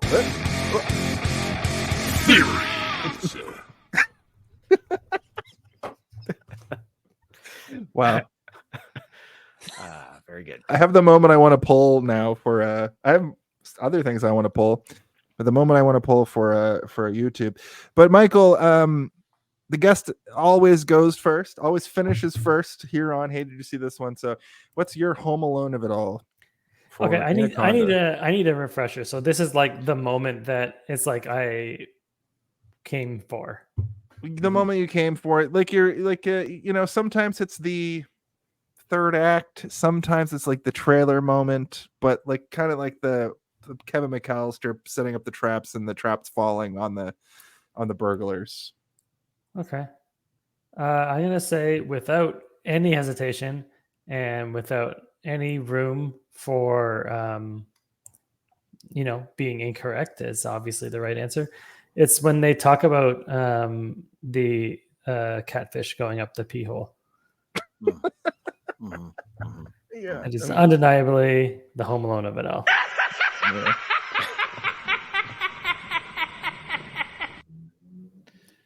This I is taking agree. on a whole new fucking dimension. That's what we're all here for. Trauma. This is a great season finale. Steve, what's your Home Alone of it all? I mean, mine not as funny, but the moment where he unravels the snake skin and it rolls across the deck, and then Ice Cube is like, "You're telling me there's a snake out there that big?" And he's like, Yeah. "Maybe even bigger." I'm like, "Okay, yeah, this is sick. This movie rules." Yeah, I kind of wrote like it doesn't really have one because like it starts so fast. Like this movie just gets going pretty fast, which is one of the best parts about it. But I also wrote maybe when Cerrone is just tied up towards the end, and then it goes into like like then he kills the girl, and then they go to the factory. And the final people sort of survive out of that, and we get the better snake effect of the snake coming down. I would say like there's That's a turning like so point. much of the movie. I know it's like a the whole good third 10 act. minutes of the movie. It's like the third act. I think I went third act on this one. Right. That's the Home Alone of it all. And now it's time to play the most internationally renowned game in human history. It's time to play Guess the MPAA. My name is Jonathan Janaconda from the planet Janacondatron, and we're here to play the hit game show that everybody's talking about across the whole entire universe, snakes included.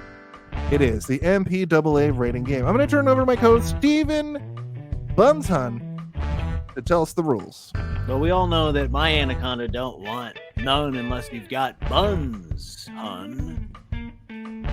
The MPAA is, of course, the rating that is given to every movie between R and PG, but it's also given a certificate rating, a number that me and you must discover tonight. And Jason's going to give us the first two numbers of that number, but it is, of course, a 5-digit number. So we need to find the number between 000 and 999. That's all we have to do. Guess between 000 and 999. So it has nothing to do with the movie itself. We're just guessing a number. No, it's just That's right. guessing numbers. That's It right. has nothing to do with anything. It's the stupidest thing that's ever existed. I love it. The first two digits tonight are, of course, 3, 4. And Michael, you get 3 guesses. We're going to alternate. I'll tell you if it's higher or lower. You go first, Michael. What number? 69. 34069. It is higher. 420. 34420. It is lower. Okay, 3 or 200. 34200. It is higher, Steven. 399. 34399. It is lower. Michael, your final guess. 34369. Steven, your final guess is lower. 3 4 $1. 299.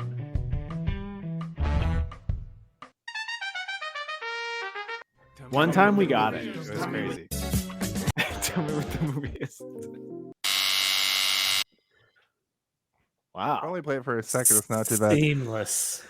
Incorrect. It is 34328. That's the MPAA rating game, ladies and gentlemen. That was my next guess.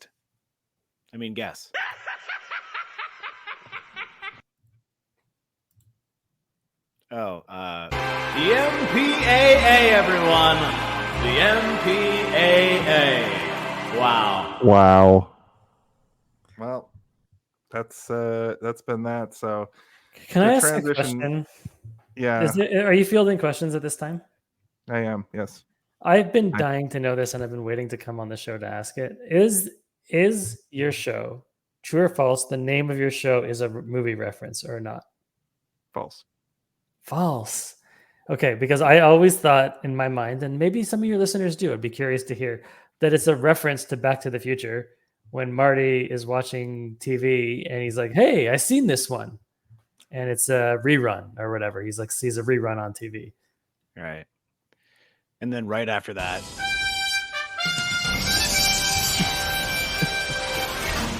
that plays. And Gotta go Doc back Brown in smashes time. through the door, and he's like, Marty. Let's go back, Marty, to the island. We have to go back to the island. We have to go back. We have to go back, Kate, to the island. No, but you know what? It is now. So it is a movie reference to the movie Back to the Future. If you want to play the theme, Steve, I think you should probably play the theme to Back to the Future. Of course, starring Eric Stoltz as Marty McFly, the classic. Marty McFly.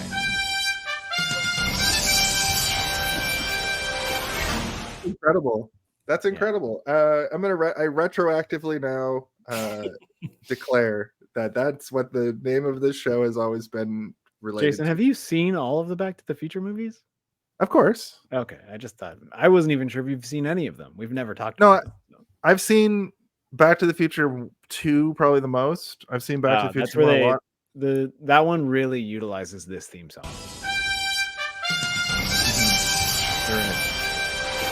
The power of love. Yeah.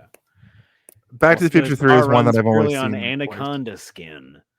Yeah. Do you want to talk about our final thoughts? No. Hold on. Do I go? I can't Hold on. find it. There's too many things now. I have to rearrange. It's these. time It's for getting out of control. final thoughts.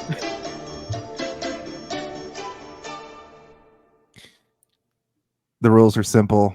Tell us your final thoughts, your in summation of the film. And if you want to give it a rating, whether it be out of 5 or out of 10 or some nonsensical rating that you just give it off the top of your dome, feel free. And of course, the guest always comes first on this show. So please come, Michael. All right, I gave this snake 100 snakes out of snake. I think it was bad. I think the pacing was, for me, the worst part of it. But the CG also the worst part. The acting was the worst part. The writing was the worst part. And you know what? Honestly, the wardrobe was the worst part. The wardrobe. Yeah. They wore their own clothes to set, clearly. Yeah. And yeah, it was bad, but it was like, honestly, it was kind of fun to watch. It wasn't as fun as I was hoping I would have. And I seem to be on the other side of the fence from you guys. I think maybe I'm wrong here, but I was kind of like annoyed by it a lot of the time, and not having as much fun as I like was thinking it would be. But still, I think it's like a so bad it's good movie. It's worth watching. I just think there's maybe better options out there. That's my thing. Does that work? Oh!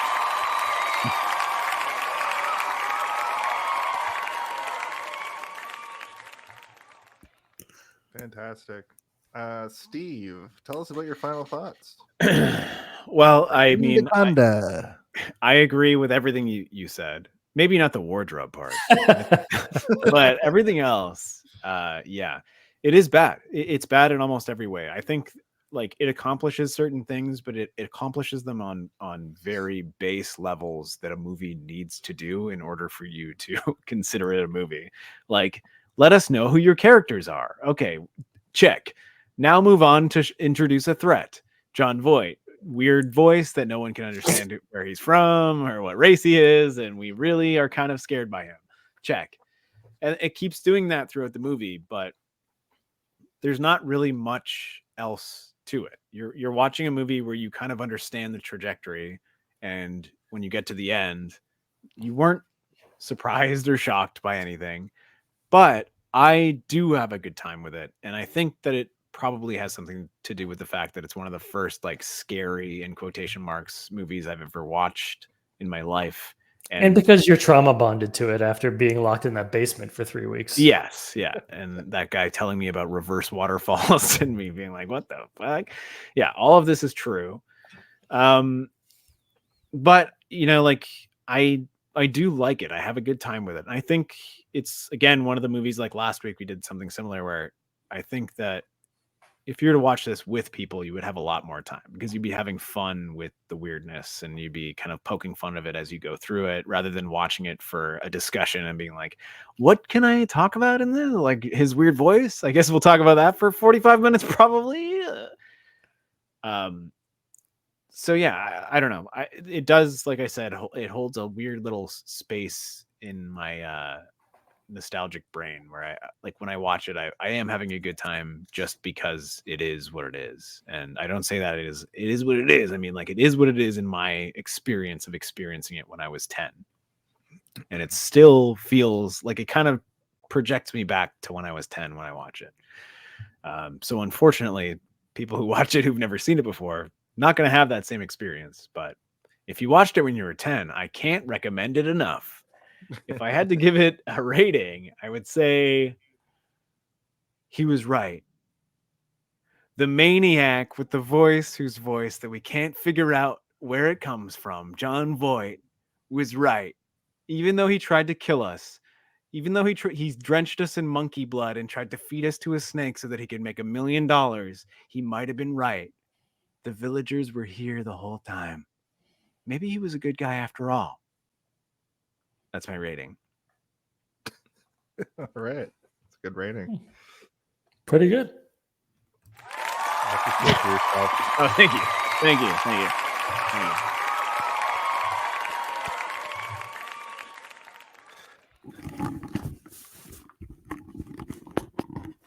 you. It was fine. And calm.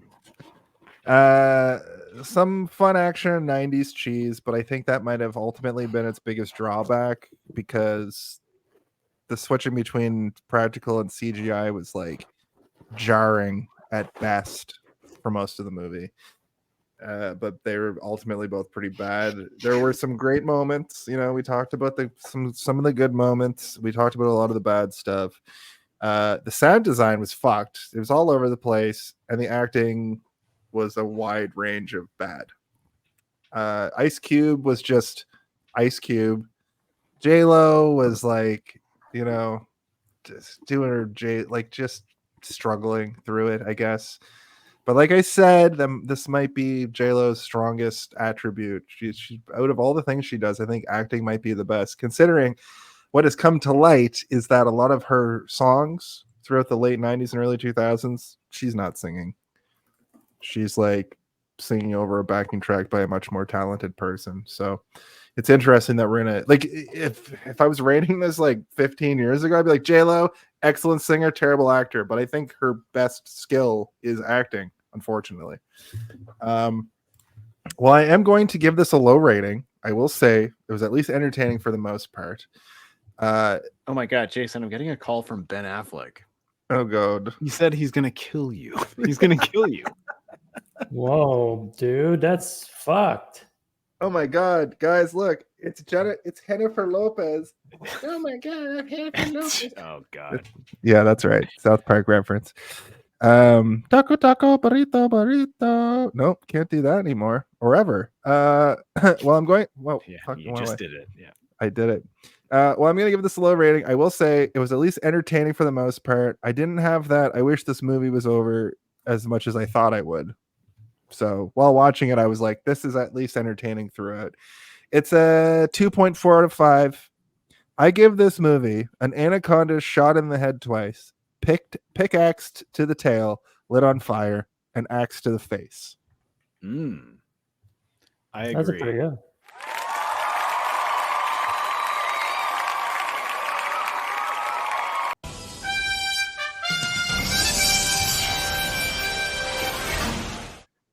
And I suppose with that, we can talk about our plugs, which we should probably also make a sting for. But Michael Snakeman Mongiardi, do you have anything? No, I have the plug sting right here.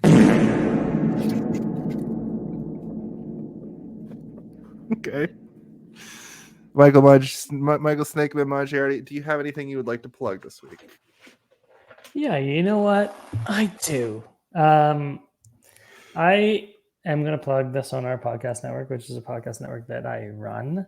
But also, I think it's great and has lots of some of the coolest and funnest and funniest podcasts that Canada has to offer, in my humble and biased opinion. And also Sonar Sound Labs, which we have just launched, which is our services business, which is if you're looking for podcast services, you're looking for end-to-end podcast production, you're looking for editing, graphic design, music, anything you need, anything you need for all your podcast needs, we got it over at Sonar Sound Labs. So come check it out if you want, or don't. I don't care. I'm not your mom. Want to see my cat? Yeah, I can hear your cat. That's going berserk. Yeah, she's nuts. Freaky, I love her. freaky Siamese cat. That's why it's like, tell me I'm loved. As cats are wont to do. Whoa, God. It doesn't even have those weird Siamese cat crossed eyes. It looks normal. No, yeah, she's an angel. She's the most beautiful being I've ever seen. Well, thank you, Michael. Steve, what do you got on the old back burner? Well, I'm going to be in a game called Dominica, which is coming out soon-ish. The trailer dropped about a week ago. I play General Hector.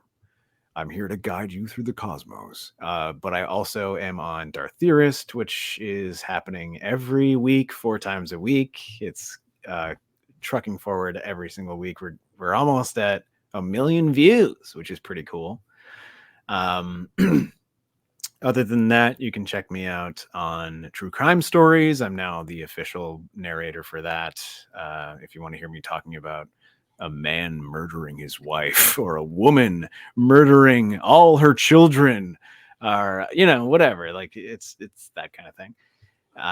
And Ready Set Disaster, where I narrate disasters, and a whole bunch more. But you can always check me out on Boba Blackfly on all my socials, where I kind of update that kind of stuff all the time. Fantastic. My name is Jason R. Phillips, and you can find me here on this very podcast. Hey, did you see this one? Each and every week on Twitch and YouTube, and we have audio versions of the show we put up on Spotify. I think it's on Apple still. I don't know. I don't really use Apple, but it's got to be. You got to make sure it's on every platform. Got to make sure it's on every platform. Check it out. Double check. Make sure. Listen to it, watch it. The video version goes on YouTube tomorrow. Every Friday is when the live version is cut down into a more palatable. It's the same length. They just cut off the pre-show.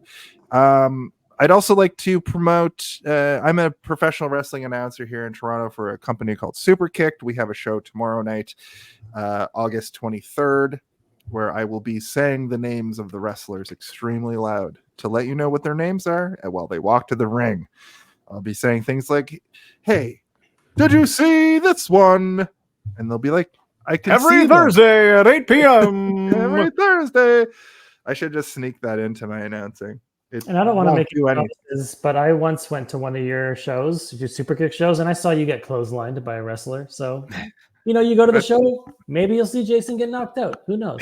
It's true. I've taken some bumps. Not so much anymore. I'm a little bit retired from active combat, but I am a war veteran. Nope. Okay. And with that, I think there's only one thing left to do. Steve, as always, I'll take us out. But there is one singular question. Okay, try to follow me here. Michael, there's one question that needs to be asked each and every week, and I'd like you to ask that question now. Hey, what's up? My name is Michael. How are you doing this afternoon? Oh, and before I go, one last thing. Have you ever seen the wolf cry in the blue corn moon? Just kidding. I'm a little bit drunk. Hey, have you seen this one? Nope. Close. Oh. Hey, have you watched this one? Nope. It just did. It's hey, right. Did you see this one? There we go. Have you ever?